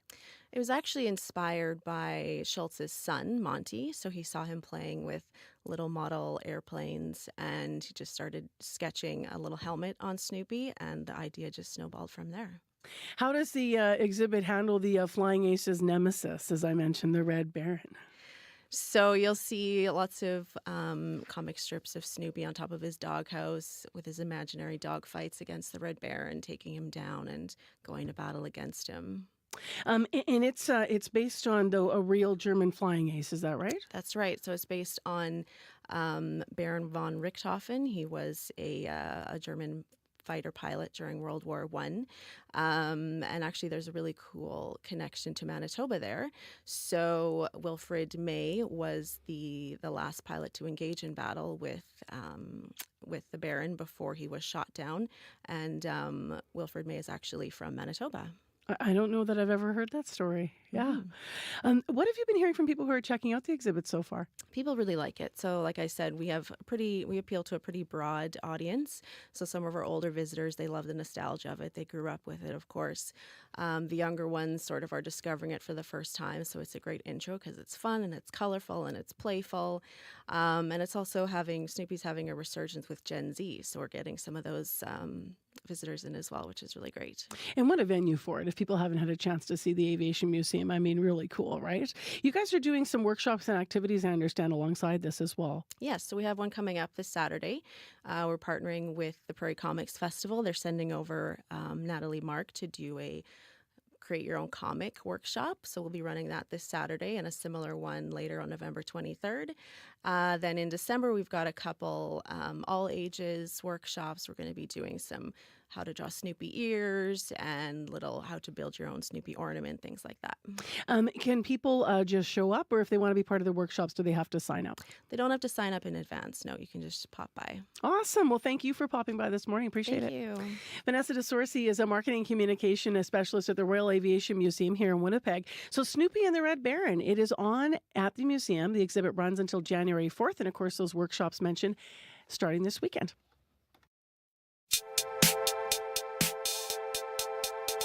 Rumor on the street is that her apples are delicious. The jury said she's charming, but her exes say she's wicked. I swear to God, I saw her howling at the sky. She ain't out to get you, but she's better on your side. And she don't wanna be anybody else. She's a woman in total control of herself. It's such a wonder to be under her spell. What a woman in total control of herself. Villainous kitty queen, she's got tricks up her sleeve, and I got a few up mine. She said, am I bad to the bone? 'Cause I get what I want. Mama said it ain't no crime. She don't wanna be anybody else. She's a woman in total control of herself.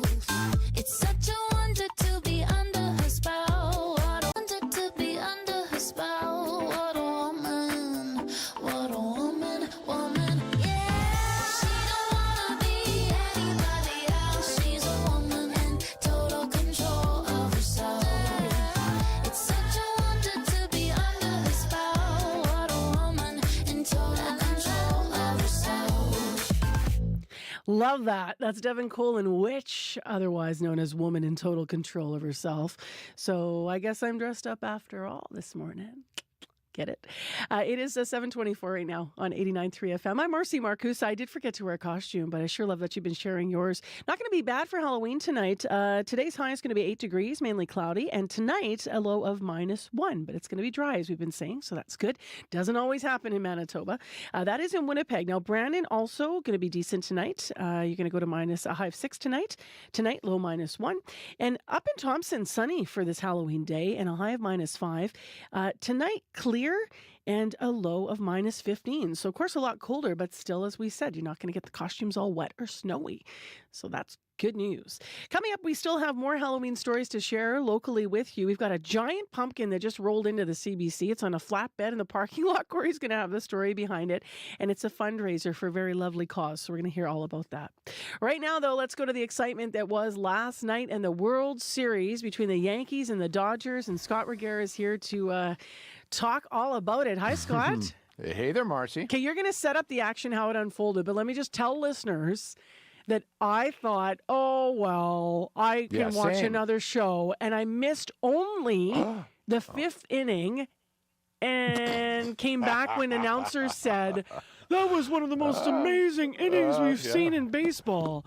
Were it ever thus. Wow. Right? How'd this unfold? Okay. So let's just set the tone here. Yeah, for a while last night, Marcy, I thought I'd have to play Frank Sinatra this morning, not Randy Newman. Halfway through the game, the Yankees imploded, and so it is the Dodgers who are baseball's kings of the hill and tops of the heap. After homering their way to a 5-0 lead, New York made error after error in that fifth inning you were talking about. Aaron Judge dropped a routine fly ball. Anthony Volpe messed up a throw to third base. And pitcher Garrett Cole somehow forgot it's his job to cover first base when grounders are hit in that direction.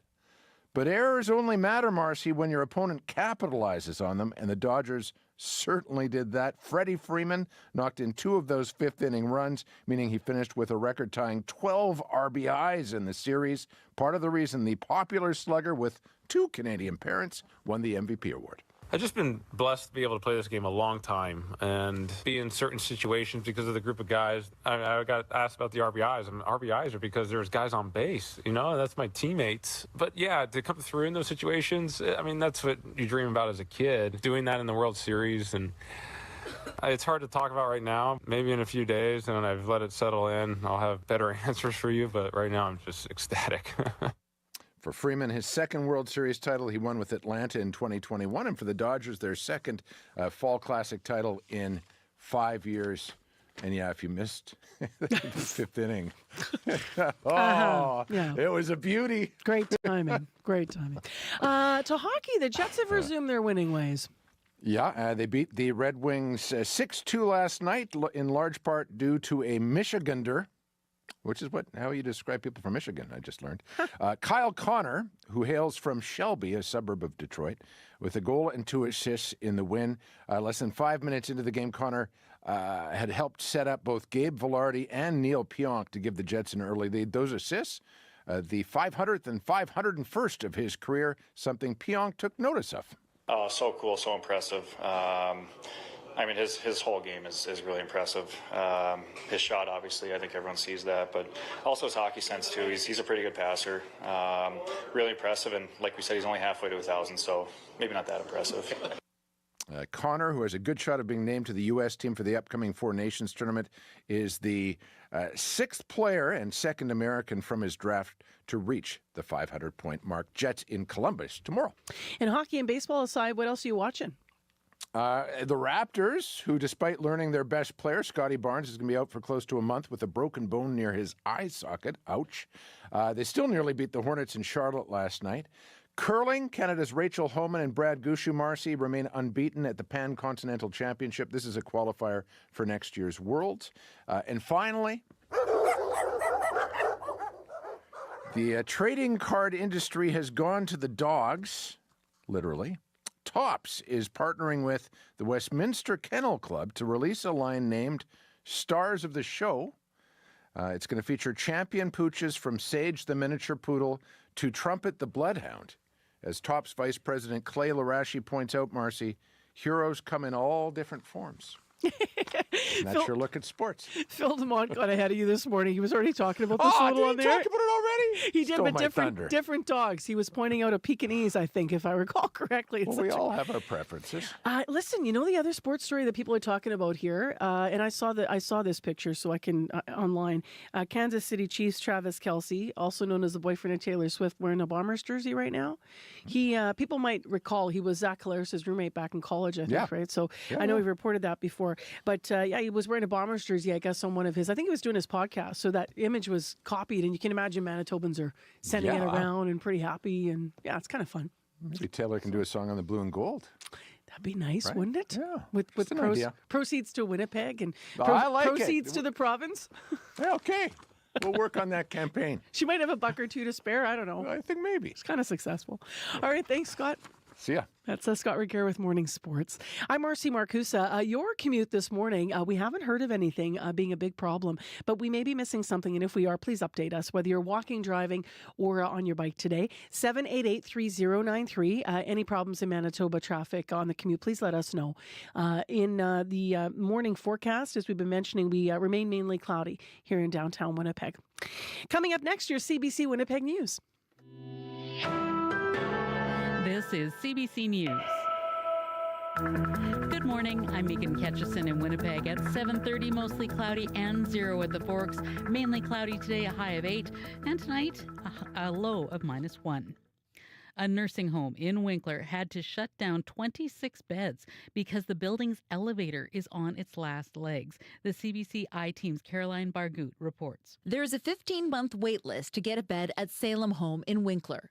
That's because it's the only nursing home in the city. Last month, staff here had to move 26 residents from the second floor for fear the elevator would stop working altogether, leaving vulnerable residents stranded. Karen Oliveira is the CEO. We can't wait. The longer we wait, the harder it gets.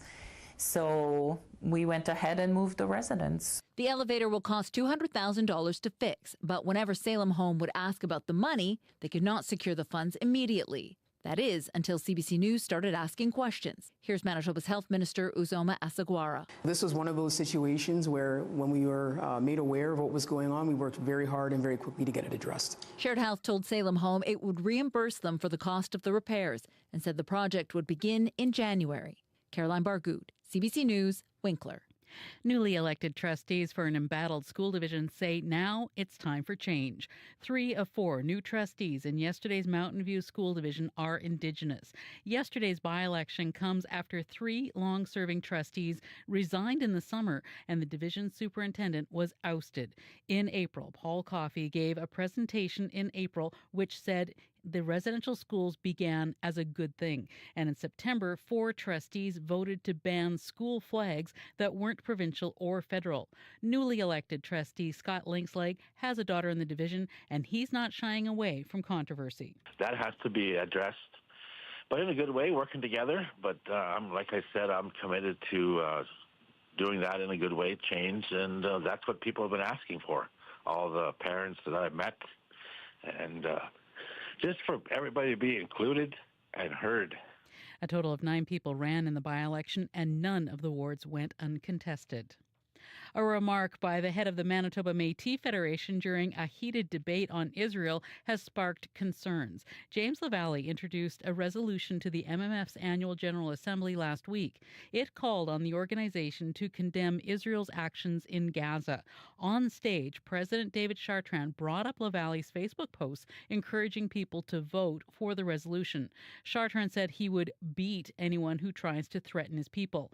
Lavalley says the resolution was struck down. I'm concerned, if we come back to another AGA with different concerns or similar concerns, how members of our local or members who want to agree with us will be taken. Assembly Chair Will Gooden says there was some inappropriate talking at the Assembly. Manitoba PC leadership candidate Abi Khan says he supports the Federal Day of Transgender Visibility.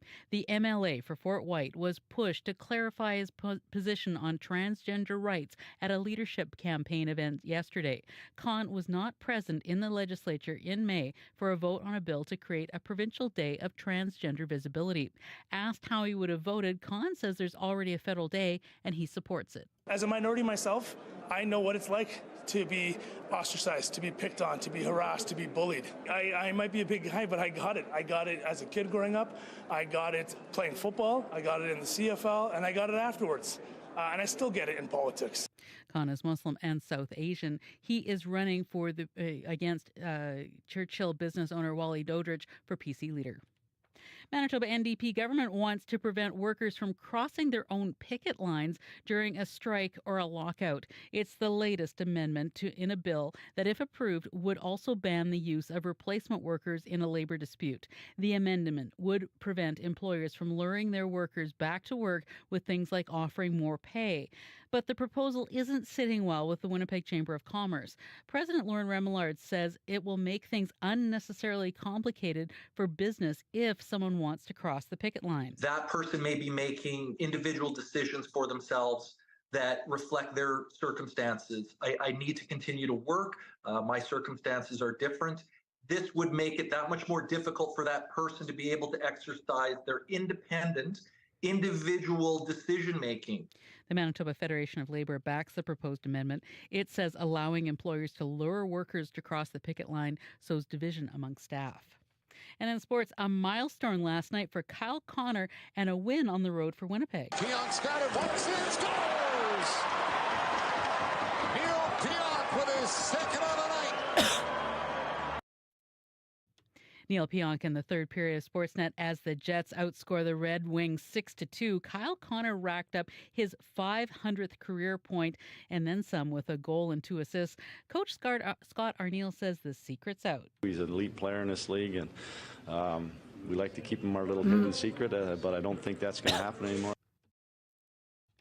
In the net for the Jets, Connor Hellebuck with 19 saves. Next up, the Jets travel to Columbus to face the Blue Jackets tomorrow. And that's the CBC News for Winnipeg. You can always find more on our website at cbc.ca/Manitoba. Thanks, Megan. I apologize. I think you caught me clearing my throat a couple times there. Oh, was that you? I wasn't sure if it was on the tape or not. That was me. That was me. Thank you. Take care. I'm just fine. All right, 7:36 a.m. Megan Ketcherson in with our news. It is time now to find out from Abby what's going on in the weather forecast for Halloween. Abby. I'll tell you, mainly cloudy skies across the province. It's perfect for spooky nights. That's what I'll tell you. Winnipeg right now, 0. We're heading to a high of 8. Brandon is chilly at -1 at this time, ending to a high of 6. And across board, we're just going to see temperatures stay below the freezing point, except for Winnipeg at 0 at this time. All right, thanks, Abby. Thank you. So that's a quick look at our forecast here for Halloween. And the commute this morning's been very quiet. 788-3093. CBC's Corey Funk is actually outside the CBC right now because he's going to be bringing us a special story right away. But anything to add, Corey, or is it still really quiet? Real quiet out there. Hopefully it stays quiet for the evening as well as kids start hitting the street. Yeah, agreed. All right, so that number, 788-3093. So why is Corey outside and who is he with?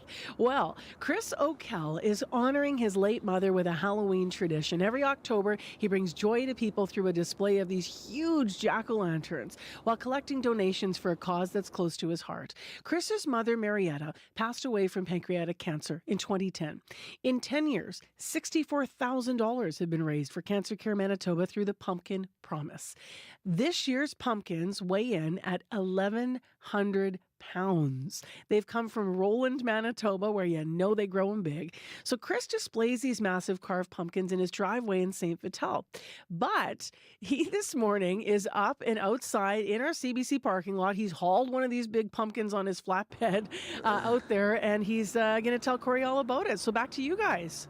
Hi, Marcy. Thanks. Yeah, we are here just in the back parking lot here at CBC, and behind us is this 500-pound monster pumpkin, literally a monster pumpkin. It's got this scary face, looks like it could eat us at any time. There's also a big scary scarecrow right beside it, and it's in the back of Chris's truck here, and this is what he drives around in during the Halloween season. He's even got a jacket on that says Pumpkin Promise. This has become a bit of a Halloween tradition for him and his family. So I just want to start from the beginning here, Chris. So, what was it specifically about pumpkins that your mother, Marietta, loved?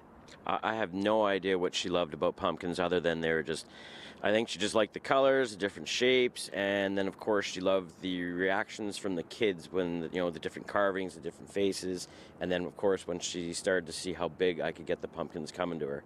Okay. And just like for this display, so is this the main display every year? Do you switch it up every year? Every year I don't know until I get, the Roland Pumpkin Fair. I don't know exactly what's coming my way. The pumpkins can be from, 600 to 500 to 400. 500 is big enough for the back of the truck, but the bigger ones at home that are all over 1,200 pounds, that's the main attraction. That's wild, eh? So how many people does kind of attract every year? Last year, I think we figured we had over 600 people. That was just maybe on the main night, but every day, I mean, I make sure I have these things carved. You know, they were carved as of last Sunday, so people that can't make it to the house on the main night as of tonight, they can at least see these big, beautiful pumpkins that are all lit up and come and share some stories. And so I know when I carve a pumpkin, I always buy that cheap stuff, the little saws and things that generally tend to break. But how do you even go about carving a massive pumpkin like that? I've actually tried everything. I've tried a chainsaw that just made a mess of my truck. I've tried, like I said, everything. But the best thing right now, I just use drywall saws. You know, the common pumpkin tools, crowbar, hammer, chisels, all that kind of thing. What kind of reactions? Because you're driving around with this glowing, massive pumpkin on the back of your truck. Like, do you get people honking at you? Like, what's the reaction you get from people? Oh yeah, I get people honking, and I tell them, I said, if you need a picture, you want a picture, please stop me, because that's what this is for. I want the kids to get in here. I'll have people stop in traffic. I'll look in my mirror. I see the phones they're not supposed to be using, but I'll stop. I'll wait. I'll even give them the signal. Hey, did you get the picture? Good to go. Yeah. So, like, does anyone ever pull you over or anything like that for pictures? I've had the cops pull me over a few times, and then they say, "Hey, how big is that?" I'm like, "Boys, don't light it up. I don't need the pumpkin promise to look like it's being arrested. Just ask for the photo." And tell me what this means to your family every year. Like you said, this is one of many interviews you're doing today. This becomes a very busy thing for you. But why keep doing this year after year? What does it mean to you and your family? This means everything to my family, and what I'm seeing for sure, a lot more than just my family. I mean, the beautiful lady that I'm with, Bettina, she's a breast cancer survivor, so that was our clique when we were meeting. But we, as a family, we just want to give back. The stories that come into our driveway, the stories that we hear on the phone with people contacting us, emails, text messages, everything. I think that's what keeps driving us. I mean, we're just little people. We're just trying to do our part and give back to the community and just show that, someone like myself or like my family or every other family, we give back as much as we can. You must build a lot of connections too from people who come by, who are impacted by cancer, which is what this fundraiser is all about. What do you have any stories or anything that stick out to you, the people you've met through doing this? Lots of stories. That driveway goes through a lot of Kleenexes. There's, we'll have conversations pulled aside. A couple years ago, I think it's the one that, sticks to me was, a man had his little girl there, and she had some bandages on, and he pulled me aside and said, "This is why I'm here, is that little girl was going through chemo." She came up to me, grabbed my hand, walked over to the pumpkin. We had a little chit chat. Then that's when he pulled me aside and said, "Hey, you can't stop doing this. It's tough." It's tough. But it means something to a lot of people. Yeah. I can see in your eyes that this means a lot to you. Yeah. I told myself I wouldn't cry on radio, but it's tough. It's a tough month. We do it. We're going to keep doing it for as long as we can. So, and I can't do it without people like yourselves, giving me a call, getting me out here. So I can't say thank you enough to everybody, my growers, my sponsors. Without these growers that I have, I don't have these pumpkins. And when, I started doing this when I was 21, I was just a kid. Then, when I switched it in 2011 after Mom passed away, then they realized, okay, this kid isn't just a kid, he's got a cause going on here, and they jumped aboard. And, one of my growers, one of the bandmans outside Winkler, they're unfortunately, one of the growers' mums is very sick, and she was in tears at the Rollin' Pumpkin Fair as she was saying, "Take my pumpkin, make some money, make a difference." Tough season, but so much joy as well. Must be such a mix of emotions for you. It's a blast. We do have a really good time. I mean, we get a lot of, people come here, they share their stories, and they get a lot of joy out of these pumpkins. So, and that's what I tell people when people come into, even my office, I deal with a lot of cancer patients, and I give them my card, and I'm like, give them this card, get them to look at the photos.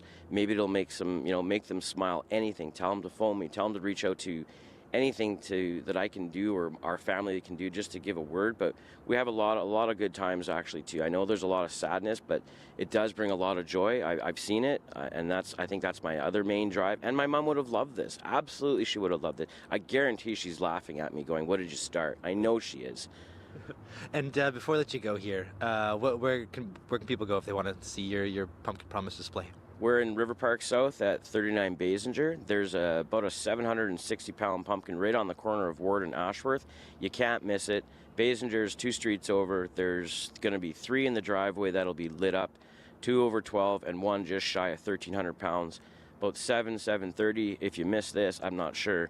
But Archangel Fireworks is giving another great fireworks show, and that's my gift and my family's gift to everyone, and all the communities have brought this event where it is today and keep growing. But I want everyone to come out, please. I know it's going to be a little chilly. Just dress a little warmer. Come out and enjoy the fireworks. Come and see these pumpkins.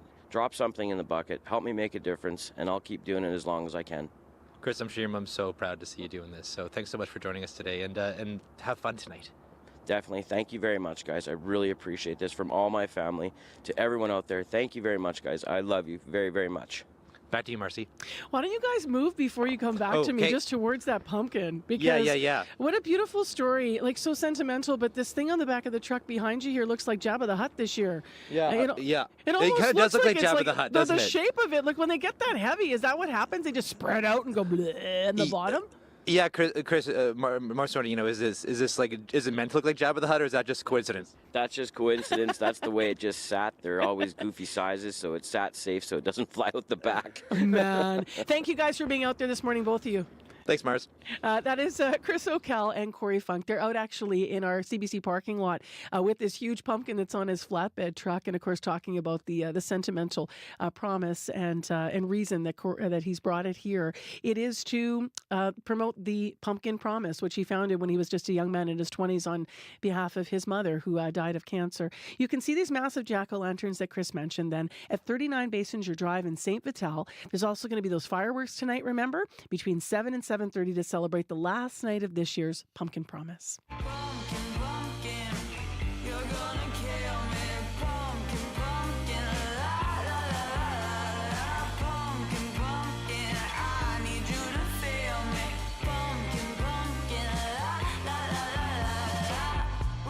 Slowly, but we're moving fast. We both decided to think our past. We've got 100 lists of things we wanna do, but I'm also cool just doing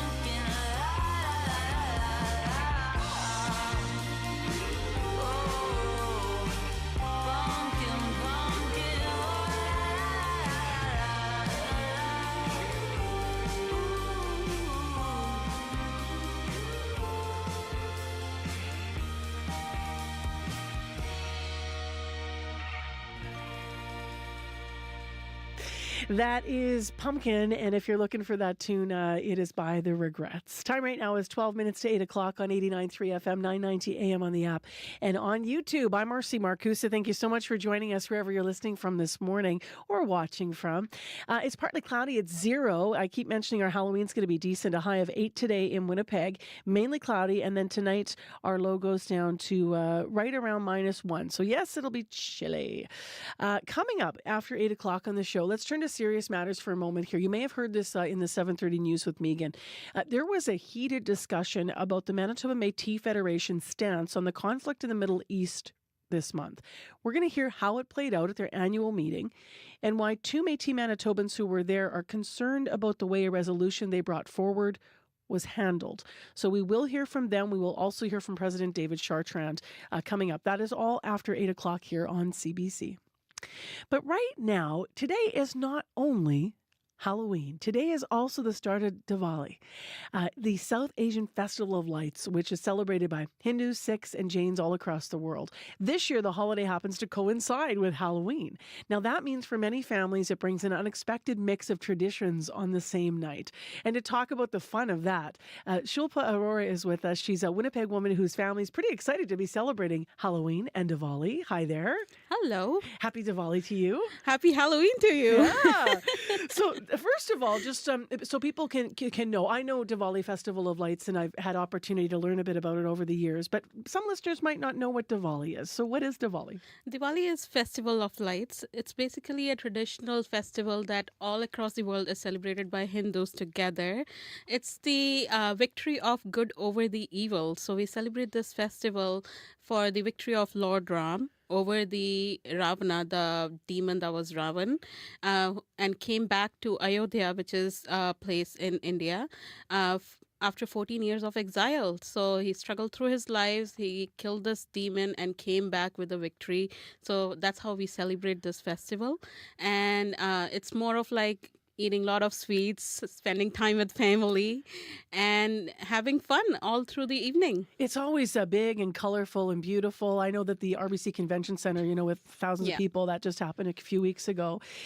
What does your family tradition look like every year when you celebrate Diwali? So every year we get together and we wear our traditional clothes. We light diyas in every corner of our houses to make sure, because this particular festival is celebrated on a night when there is no moon, so there is no light in night and it's very dark. So what we do is we light every area of our house, so basically getting rid of the darkness in our lives as well as in our houses. So that's the evening tradition, and then we get together, eat sweets, prepare a lot of traditional food items and eat together, and then celebrate with families all across and our neighbors. We give gifts to each other as well, and then also making sure that everyone, if there's someone needy, we help them as well. This is especially for getting together with the community. So that's how we celebrate. I think it's going to be really fun this time as well. How are you incorporating Halloween into this? So if you come around my house this time, you'll see half of my house is all lit up with like beautiful lights. And then on the other side, there's a spooky inflatables and red color lighting on the other half of my house. So it looks very different this time, but it is very fun to see both the things all together. It looks from outside like it's a multi-event happening. I love that. So it's kind of very nice. And even inside of my house, you'll see like half of the decoration is Halloween and half of it is Diwali, all mixed together. And this time, even my mother-in-law is actually preparing some sweets that would have they are actual traditional Diwali treats, but we are actually incorporating the stencils you get from Dollarama and stuff, to make them more shaped like Halloween ghosts. So it's kind of very interesting way of incorporating both the things together. You've gone total fusion. I love that. What about with dress? Will there be like zombies and saris or what? Yeah, that's the plan. That's the plan for the evening. Really? Are you going to do that at the door? Oh, yeah. I am actually planning to get dressed up around 5 o'clock in a sari and then go to the temple. When I come back, I'm going to have a whole drama look with a great, those gala mask that people wear, like all that drama ones, and then the beautiful jewelry, like the Halloween jewelry on top of it. So it's going to be like a fusion dress as well. I love that. It's going to be fun. It's going to be like, is she pretty or is it she ghost? I cannot decide on those two. Pretty or ghoulish. So you mentioned your mom. So who's in your household, and is everybody kind of going to be doing a dress up that involves everything? Yes, they are going to dress up similarly. We had a lot of movies as well released this time, like from Indian culture that were like a ghost themed. So most of the people are going to be dressing similarly, like following those tradition from those movies as well, getting down to like those funny costumes. Even though they are traditional costumes, they're going to have like a lot of Halloween drama added to it. So most of my family members are going to do the same thing. My husband is getting dressed up like wearing a kurta with like a very big mask on top of it. I'm like, that's a very unique combination.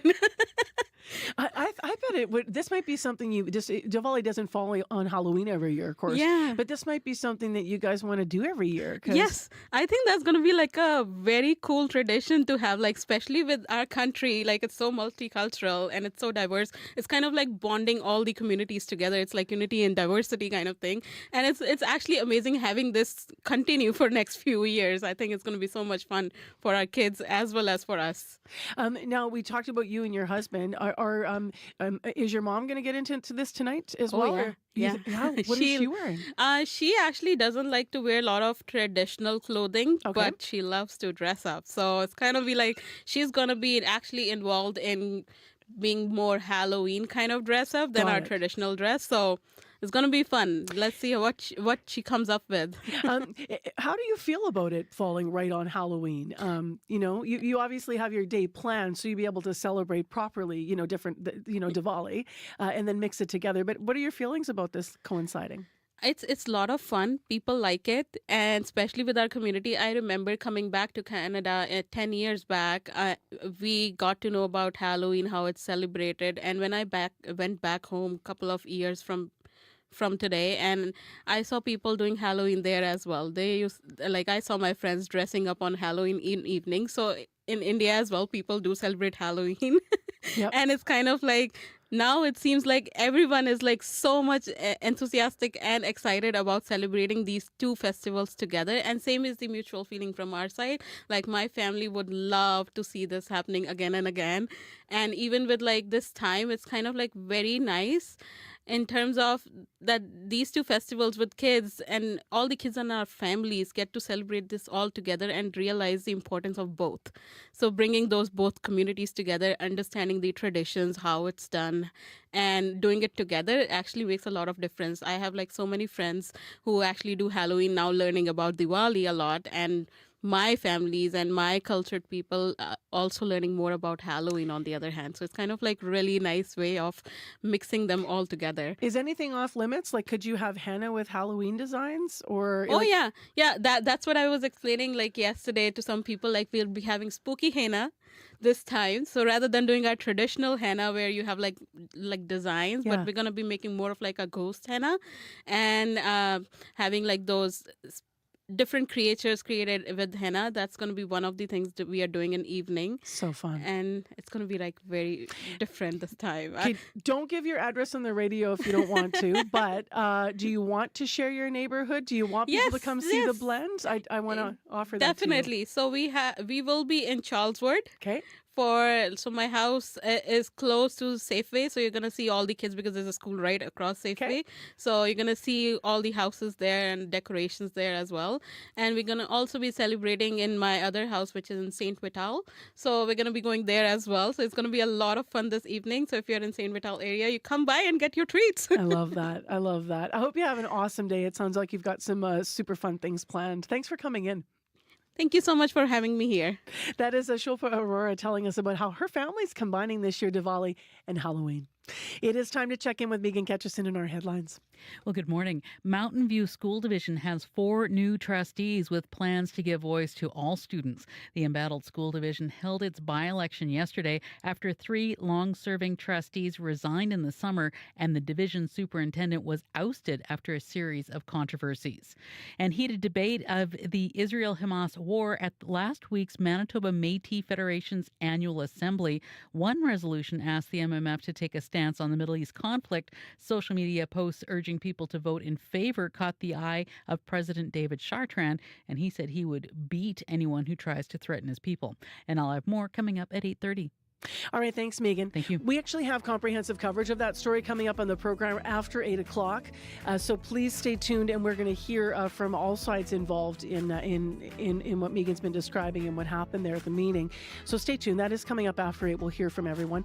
It is partly cloudy at 0 in Winnipeg. Winds are calm. It's going to be cloudy for the day. Our high is 8 degrees in the city. Right now in Brandon, it's -1 with cloud cover, and it's pretty chilly up in Thompson, clear and -13 degrees, but you're going to have sunshine today in your forecast. The commute's moving well. 788-3093 if you need to reach us. And World Report is next at 8.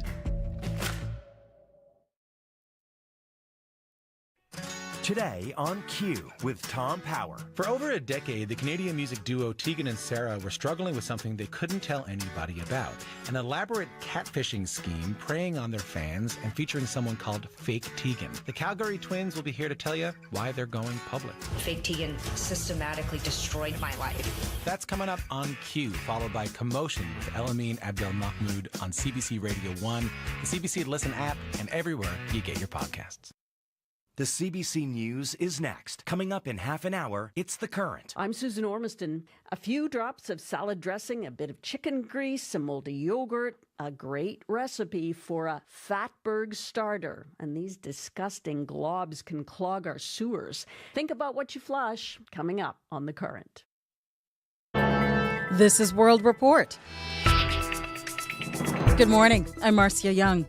After pressure from renters and a CBC investigation, a major corporate landlord in Canada says it is no longer using a controversial software to set rent prices. The software is called YieldStar. It was part of an FBI investigation, and its parent company is accused of collusion and price fixing in the U.S. As Anya Zolojowski tells us, renters here in Canada want the Competition Bureau to launch its own investigation. How dare my landlord be using this software that's under investigation for price fixing in the States? That's Cynthia Black, a tenant who rents her apartment from GWL Realty Advisors, which has used software known as YieldStar. The software is said to help landlords set rent prices. In the course of a CBC News investigation, GWL Realty Advisors, a division of Canada Life, told us it is no longer using YieldStar. In the U.S., the parent company of YieldStar, RealPage, is facing government allegations of anti-competitive behavior. Americans should not have to pay more in rent simply because a company has found a new way to scheme with landlords to break the law. The Department of Justice claims that the software helps landlords to artificially inflate rents by improperly sharing information with one another. In a statement, RealPage says its software was purposely built to be legally compliant and that it will vigorously defend itself. After multiple email requests to GWL Realty Advisors, the company sent this statement. After an internal review, GWLRA has decided to terminate the use of YieldStar. But Cynthia says she still wants the software investigated here in Canada. Every single landlord who has been using it should be held accountable. Renters protesting outside of Canada's Competition Bureau earlier this month, delivering 100 complaints. It is not yet known if the Competition Bureau will investigate the use of YieldStar in Canada. Anya Zolojowski, CBC News, Toronto. The number of people who are coming forward with complaints about Mohammed Al-Fayed is growing. Last month, the BBC aired a documentary. It included allegations from about 24 women who used to work at Harrods. They said they were sexually assaulted by the luxury department store's former owner. Now, lawyers say they have heard from more than 400 people with complaints. Crystal Gomansing is at the briefing in London. And Crystal, can you explain how this case has grown so large? It really has expanded. So lawyers are now saying 421 complainants have come forward to them. They say they're hearing about cases that go beyond that famous department store to Al-Fayed's estate, also the Fulham Football Club. And at the press conference today, we heard from Ronnie Gibbons. At the time, she was 20 years old. She was the captain of the football team, and she alleges that Al-Fayed sexually assaulted her. She thanked the other survivors for coming forward. Seeing you speak helped me to have the courage to get in touch with the barristers. And as difficult as it's been very empowering. And I know that by speaking out, we are making it harder for this kind of behaviour to be tolerated anywhere. There's also a number of staff members from the football club who have also filed complaints with the legal team for the Herod Survivors Group. There is now sort of a second stream of Fulham survivors. One of the other lawyers, Bruce Drummond, talked about the scope and the scale of these allegations really just being shocking. In many ways, it's the worst case of corporate sexual abuse of women that the world has ever known. So what next? Well, the first statement of claim has been filed on behalf of one of the Herod survivors. That has now been sent off to Herod's. Lawyers say there will be a flood of letters that will be filed over the next couple of weeks.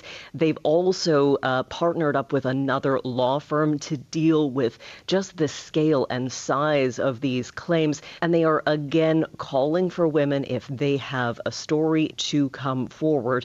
Thank you, Crystal. Thank you so much. The CBC's Crystal Gomansing reporting from London.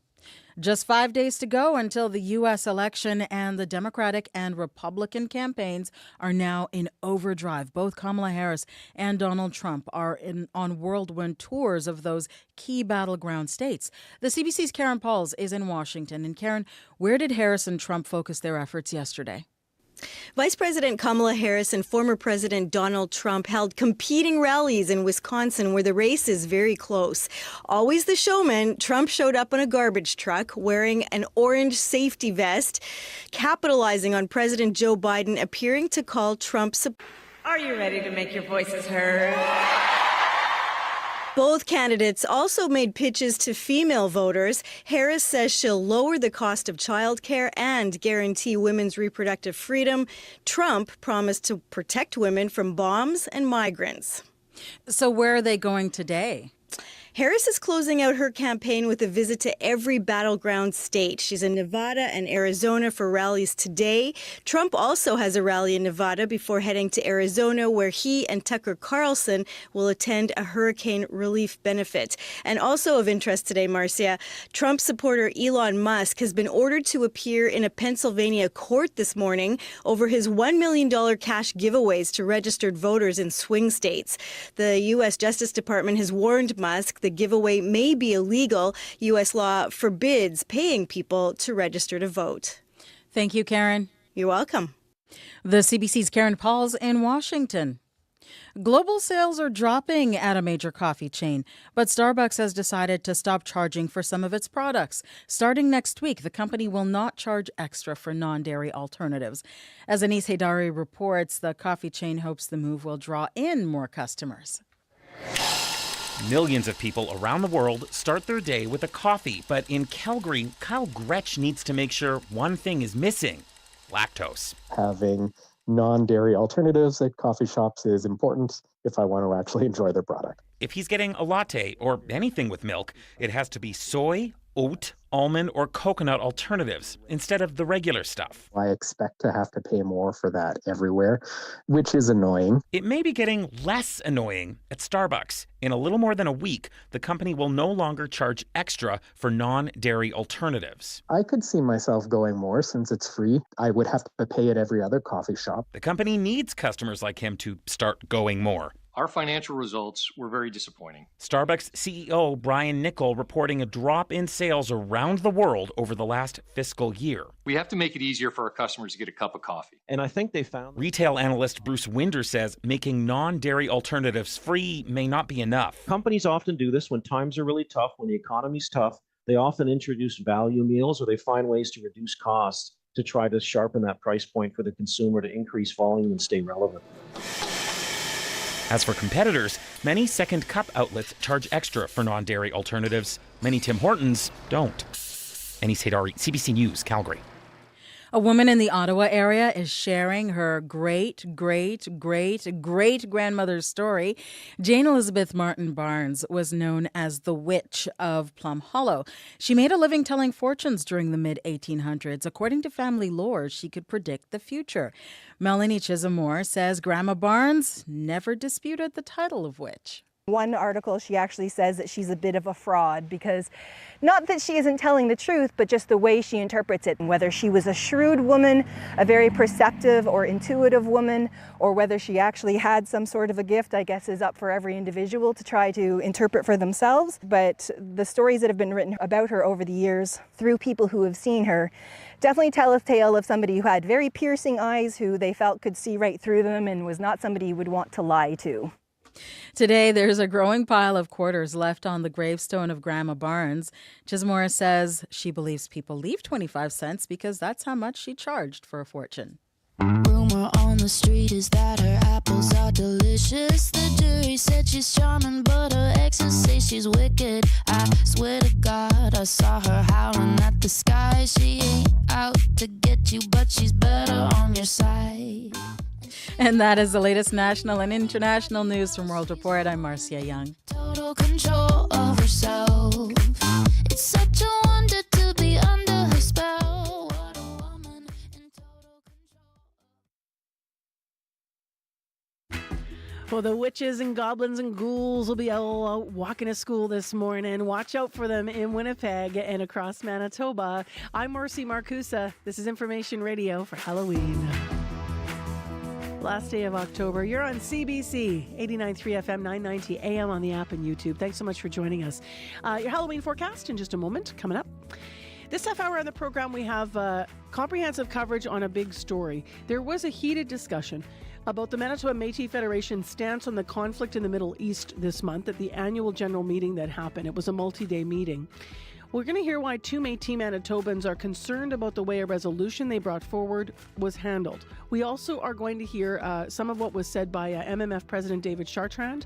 So stay tuned, and we'll dig into what went on.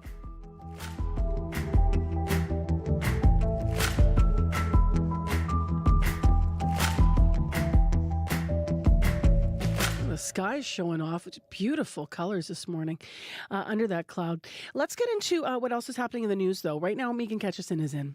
Well, good morning. Manitoba PC leadership candidate Wally Dodrich says the former PC government mishandled the province's response to the COVID-19 pandemic. The Churchill business owner was speaking at a leadership campaign event yesterday. He made his comments after being asked how he would prevent government overreach. And Manitoba labor groups applaud proposed legislation to prevent workers from crossing their own picket line. The NDP government wants to pass a bill to ban the use of replacement workers during a strike or a lockout, but not everyone's pleased with the proposed changes. The Winnipeg Chamber of Commerce says it would unnecessarily complicate things if a worker wants to cross the picket line. And I'll have more at 8:30. All right, thanks, Megan. Thank you. With a quick look at our weather, here's Abby. Across the province, we're looking at mostly cloudy day with some sun peeking through in some places. Perfect for a spooky night out, though it's going to be chilly in the north to milder south. Temperatures ranging from bone chilly in 13 in Thompson at this time to crisp 6 down south in Morris. But right now, it's spooky. It's 0. It's still in Winnipeg, and we're flying high to a high of 8. Commuter news at 788-3093. If you see any problems, pass them on.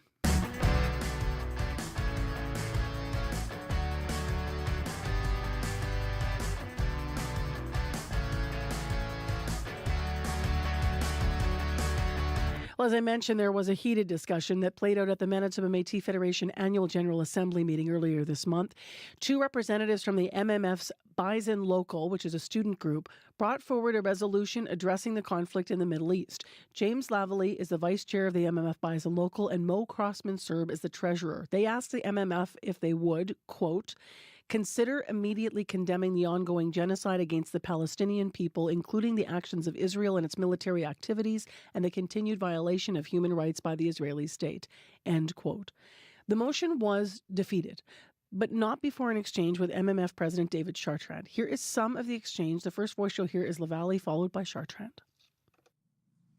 Our president thinks there is sides that we cannot take aside. That's disgusting.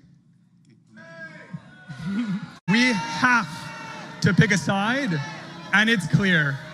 We can debate this all you want, but let's just put it to a vote. Let's get over it, because I'm telling you right now, this president and this government and cabinet is not going to write no letter to Israel and condemn for genocide, not at this point in time. The war that's happening between Israel and the Palestinians right now is not our business. We will worry about it, we'll help out, but not right now. We'll help out, but not right now. So earlier in the day, Chartrand brought up emails and social media posts that Lavallee had created to try and gain support for their resolution. This is what Chartrand said to the crowd about that. Just like right now, there's emails going out right now. Come out here, you people. Come and join us and fight the assembly here because they're fighting against the Palestinians. I just seen that email by James Lavallee that's here, that's asking questions. He's calling out to all these people supporting Palestine to come here and try to intimidate us. But I'll tell you something, you never intimidate a Métis and half-breed. I'll go out there and beat the shit out of anybody that comes and try and threaten my people. I'll tell you that right now. I spoke with representatives from the MMF Bison local James Lavallee, who was referenced in that clip, and Mo Crosbin-Serb on Friday. They both have concerns about what they call the power dynamics at this meeting. They felt targeted, they said, by Chartrand's comments. Here now is that conversation. Take me inside, Mo, why you care about this as a Métis Manitoban in terms of why you feel it would be important for your nation to explain these relationships and also to take a firmer stance on what you've asked for, which is the conflict in the Middle East. Yeah. I think the biggest thing is we have to go back in history. The Métis Nation, as like everyone knows, it's been oppressed. It was oppressed by years by the Canadian government.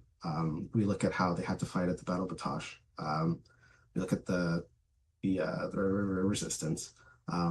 There's so many like similarities between the Palestinian struggle and the struggle for the Red River Métis in Manitoba. James, President Chartrand referred to the emails that you sent before the meeting, and also spoke at the meeting.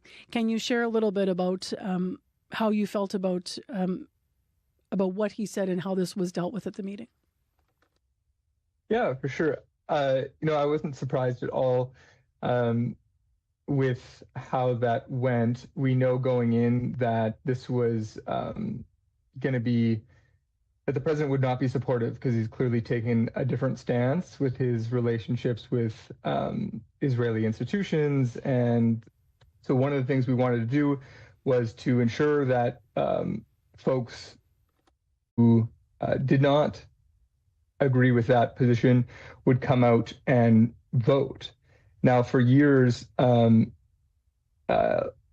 opposition within the AGA has been greeted with hostilities. And so a lot of people have expressed to us that they don't feel safe coming to the AGA. Can you give us an example of why you feel this is broken? The president went on the floor and threatened to beat up Red River Métis citizens who are coming to support this resolution. And he told the assembly that I was trying to intimidate the assembly, as a place I really hold a lot of respect for. And so that is of growing concern, that we can't have these conversations without threat, without having to worry about, if we're getting back to our cars safely at the end of the day. There's also video on the floor where I believe you actually call the president, or you may call his behavior disgusting, which also garnered a strong reaction. Why did you choose language that was that inflammatory? For sure. And to clarify, I was calling his actions that were disgusting. He said that the MMF would not take a side, and that there's two sides to the story. And I wanted to remind him that as Mo said earlier, of the position we have been in as Red River Métis people, and of the harms that are happening over there. But also the misrepresentation of that he hasn't chosen a side. As I stated just a moment ago, the president went on the stage and said that he's attending Israeli lobbyist galas, and that he'd invited the president of the Center for Israeli and Jewish Affairs to our AGA, and that he also has an agreement with an Israeli university that has ties to the Israeli military. So it's clear he has taken a side. Well, I think it's. He did say on the floor, he acknowledged all those relationships that do exist, but he also did say that at this time he didn't believe that the MMF overall should be involved in a resolution like this and in a conflict. He didn't necessarily shut down in the future, making a statement about responding to things that are happening in the Middle East. But Mo, I'm wondering what you took from him saying that. I think it's really just a way to continue siding with power. I think the way he kind of talked about it, it's basically we're going to wait until the victor comes out and then we'll side with them, sort of thing. I think it's a very safe way for the IMF to kind of come out on top without taking a moral or ethical stance. What worries you most, Mo, about where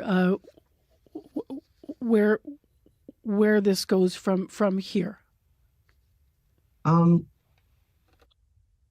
think what worries me most is I think continued sort of interactions that we see at the AGA, how the threats of violence are normalized. That's a big one. If we come back to another AGA with different concerns or similar concerns, how members of our local or members who want to agree with us will be taken. There's been a lot of comments online very positively about what we're doing, but also some that are quite disturbing. So people need to understand that it's not all Red River Métis that are in line with the current governance and some of the policy that's being made, especially on this issue of the conflict in Gaza. And just last, if this resolution had still been struck down, but it had not transpired as you've described, the exchanges, the heated moments, the ugliness, for lack of a better word, that happened on Sunday, would we still be having this conversation, James? No, I think absolutely not. The had we gone there and said, and the response was, I disagree for these reasons, and it didn't start before the even resolution came to fore with threats, or there was no attempt to force a vote and stop the conversation from happening. We could have all walked out of here with pride in our assembly and in our democratic processes. James Lavallee, Vice Chair of the MMF Bison Local, and Mo Crossman, SERB Treasurer. I spoke with them Friday. Now, they said that there was an outpouring of support after the meeting for, as they describe it, quote, taking a stand and not backing down, even in the face of threats, end quote. The October multi-day MMF annual general meeting is publicly available to watch on YouTube. That is where we took the clips that you heard. CBC Manitoba requested a live interview with President Chartrand to comment on this issue further and to address the concerns raised. We were told the MMF has no further comment. We did, though, want to play you this, however, because in it, MMF President David Chartrand explains his stance on the war in Israel. Before the resolution was tabled, Mo Crossman SERB asked if the MMF would be continuing its relationship with Ben Gurion University in Israel. So that is a relationship that was established before the war. Here is how President Chartrand responded, and a note that this clip has been edited for length. So what's happening in, of course, Israel and in the Gaza, Lebanon, going all over the east side of the part of the world, there's a potential war. It starts off as a religious war, land war, and that's been going on for hundreds of years. And clearly, it's something way beyond the world's understanding of how to try to find peace right now. The world is trying to find peace. You got the President of the United States, the most powerful country in the world, pleading to try to find peace on both sides. Because clearly you have terrorists on one side and you got a prime minister on the other side who's acting like a terrorist. So what you have now over is two different positions where the world can't find a solution. And I sure as hell going to jump into, as a leader of my people, to come and say we're going to choose sides now and choose Israel or choose Palestine over Israel. There's a war happening. And it's a religious war, a land war, and there's death on both sides. Trust me, I pray at night, and everybody knows here, I pray for Palestine, I pray for Gaza. I see the death of innocent kids and women all the time, and it hurts me. But don't forget, there's the death of Israel. Over 2,000 something, and there's still 100 hostages. Israel, imagine your child being taken as an hostage. So it's a hard fight right now. And I sure as hell am going to take my government in any fight. That has nothing to do with us right now. I will support them. I'll help both sides. So unfortunately, at this point in time, I think we got to stand together, help, and hope. And let me tell the people here, I went to an anti-Semitism conference here in Winnipeg. The ambassadors were here from Israel, filled with Israel Jewish people at the conference, and other people. You know what they said at that conference? This is what they said, the powerful statement of Jewish people. You know, we can't stop a prime minister. They had how many hundreds of thousands of people protest in Israel against the prime minister. It's like our prime minister, he decided to declare war. What can we do? We can't stop him. He's the power in place. So right now, Israel is battling with a prime minister that's got an agenda, and he's not stopping. We know in the polls, if he ran an election, he would have been wiped out right away by his own people. They would have took him out and put a new leader. So the issue, even the Pope, the most powerful man in the world, is balancing this thing because he cannot choose sides. So when you look at the conference I went to, these are Jewish people upset against their prime minister, angry against their prime minister, that he's still not trying to find a solution to get his hostages out and find peace. So let's be patient here, not stick ourselves into one side versus the other side. So as a young person, I know you're right now, you're just pumped, you want to go in there. It's no different than a fight with Ukraine and Russia. There's innocent Babas being killed over there right now. And we supported Ukraine because they were attacked by Russia. But I said here in this meeting here, I said I pray for Russian soldiers that are forced to go to war. And I'll tell you something, the resolution that was coming from the young people, and trust me, I'm not taking it personally against you. I really like it. Truly, I like it. I like you have passion and vigor. But at the end of the day, when you move forward on these agendas, as a leader, you got to be looking to the future. Ben Gurion was one of your attacks. You're going to attack the relationship we have with Ben Gurion. Ben Gurion is going to come and help us with our museum. There's one of the most actually advanced museums in the world.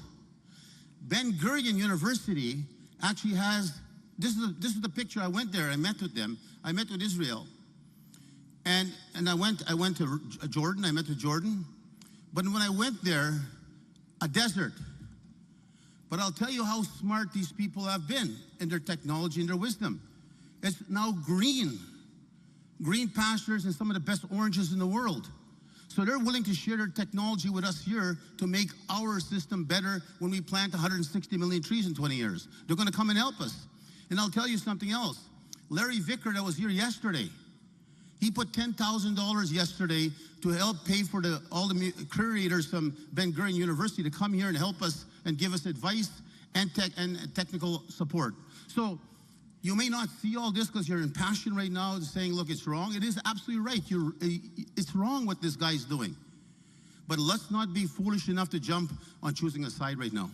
Let's figure out how we're going to go out, do our praying, do our support. In the future, if there's ways to get money into Gaza to help to repair Gaza, you know it's nearly all gone. This guy is trying to kill it all. And this guy his time is coming, he'll be gone.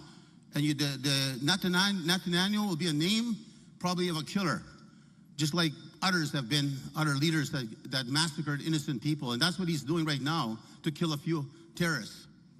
So I encourage you to stand strong, stand on your morals, support Palestine all you want. But I guarantee you this government's not going to do that right now because we got to still look at both sides of two countries, a religious war, a land war, and this is not over yet, my friend. It's been going on for hundreds of years. It's going to go on for hundreds of years more. Okay? MMF President David Chartrand responding to a question about the MMF's relationship with Ben Gurion University in Israel. If you want to read more about this story throughout the day, you can always check our website. And thanks to all of our guests as well on that story. It'll be on the news throughout the day as well. I'm Marcy Marcusa. You're listening to CBC 89.3 FM, 990 AM on the app and YouTube. Zero, partly cloudy in Winnipeg. And we're close to the end of the show here. But before we get to the news, I want to mention what's coming up on the noon call-in between 12:30 and 1 o'clock. It is Halloween related. They're going to be focusing on you telling us what the best horror flicks you've ever seen are. What's the most terrifying flick of all time? It's all talking movies. Film critic Rachel Ho is going to join guest host Laurie Hoogstraten. That's between 12:30 and 1 for the live call-in conversation on CBC. If you want to leave a message now, 788-3797 is the Radio Noon listener line. 788-3797. So you can leave a message there. Also, for the noon, just a reminder, if you are out and about and you're thinking, oh, I'd love to take part, but I can't be talking out loud, you can text noon as well for the call-in. So starts at 12:30. Right now, your CBC Winnipeg News. This is CBC News. Good morning. I'm Megan Ketchison in Winnipeg. At 8:30, it's mostly cloudy and 0. Mainly cloudy today, a high of 8, and tonight a low of -1. The only nursing home in Winkler was forced to close 26 beds in September after the building's elevator started acting up. CEO Karen Oliveira says for months the care home was pleading with the province to pay the $200,000 to repair it so seniors could go back to their rooms. To no avail. The elevator has been on the fritz for 2 years, and Oliveira was afraid if the staff didn't move the residents from the second floor, they would be trapped if it gave out completely. She says there was a great risk it would fail. Oliveira says she didn't want to risk having 35 people living on the second floor stuck there if it stopped working. Days after the CBC team contacted the government, Oliveira was sent an email from Manitoba Health Policy Analysts confirming Shared Health would reimburse the care home for the project and that work would begin in January. Mountain View School Division has 4 new trustees with plans to give voice to all students. The embattled school division held its by-election yesterday after 3 long-serving trustees resigned in the summer and the division superintendent was ousted. The resignations were one of a series of controversies since trustee Paul Coffey gave a presentation in April which said residential schools began as a good thing. Now, 3 of the new trustees elected yesterday identify as Indigenous. That's Scott Linksleg, Conrad Nabus, and Jerry Thompson. We're not going anywhere, and in fact, we're getting stronger and stronger. And so rather than waste my time fighting against racism, I'm going to be empowering the Indigenous students, empowering their minds. Like, you can do it. We did it. You can do it. We can only get better. In mid-September, 4 trustees voted to ban all flags except for the provincial, federal, and school flags. Thompson says she'll fight to keep all the flags. A total of 9 people ran in the by-election, and none of the wards went uncontested. Manitoba PC leadership candidate Wally Doddridge says the former PC government mishandled the province's response to the COVID-19 pandemic. The Churchill business owner was speaking at a leadership campaign event yesterday. He made his comments after being asked how he would prevent government overreach.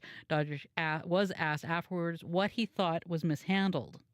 Some of the rhetoric just could have been not so heated. And then I just would say that our leader at that time probably was listening too much to the wrong people. Doddridge is running to be the next PC leader against Fort White MLA Abhi Khan. Manitoba labor groups applaud proposed legislation to prevent workers from crossing their own picket line.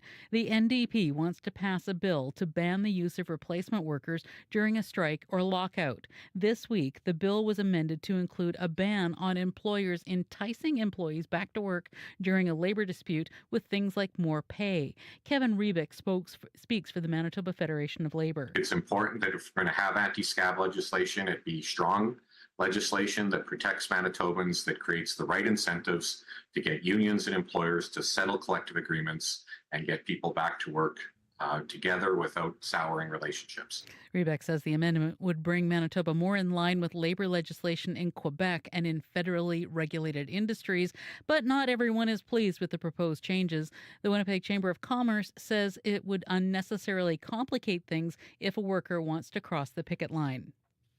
Heated debate on the Israel-Hamas war last week at last week's Manitoba Métis Federation annual assembly. One resolution asked the MMF to take a stance on the Middle East conflict. Social media posts urging people to vote in favor caught the eye of President David Chartrand. He said he would beat anyone who tries to threaten his people. Will Gooden is the MMF minister who chaired the assembly. He says there was inappropriate talking on both sides at the event. You believe in something, stand for it. Absolutely. But then also have an understanding that not everybody agrees with you. Find a way that you can bring it forward so that people will come with you rather than you yelling at them and telling them to come with you. The resolution was ultimately struck down. And spooky henna, scary saris, and traditional ghost trees. Diwali, also known as the Festival of Light, will light up the skies tonight on the same night as Halloween. Shalupa Aurora is embracing both. Half of my house is all lit up with like beautiful lights. And then on the other side, there's a spooky inflatables and red color lighting on the other half of my house. So it looks very different this time. But it is very fun to see both the things all together. Diwali is the most important festival of the year in India for Hindus in particular, celebrating the victory of good over evil. It is celebrated across faiths by more than 1 billion people. And that's the CBC News from Winnipeg. You can always find more on our website at cbc.ca/Manitoba. Thank you, Megan. Thank you. And Megan Ketchison in our news department this morning. Big thanks to our news department, as well as our associate producers who work so hard on these great shows that you're hearing and book all the guests. Thanks to our guests, and thanks to our leaders in unit, Nellie Gonzalez and Leif Larson. Our live crew, Kevin Ipatebo, behind the controls of YouTube. Thank you, Kev. Thank you to Corey Funk. Anything to add in the commute? Nope, nothing. Been really quiet out there. Just look out for kids out there on the streets this evening. Have fun trick-or-treating. Yeah. You got 2 this year. That's I got 2. fun. It's to be so fun. Exciting. Abby, the weather one last time? Yeah, just keep those broomsticks handy because you will have mainly cloudy skies and cool breeze. Though we're going to be creeping up to a high of 8 later. Overall, it's a great and perfect one for those Halloween trills and chills across the province. No doubt. All right. Oh, you're pretty good with the cackle too, man. I like it. Abby Adeyemi covering the commute, the scares, and the technical duties on the show. Thanks everybody for tuning in. I'm Marcy Marcusa. Have a happy Halloween. Have a wonderful rest of your day, no matter what you're up to. Stay safe out there, and we'll talk to you again tomorrow right here on Information Radio on CBC.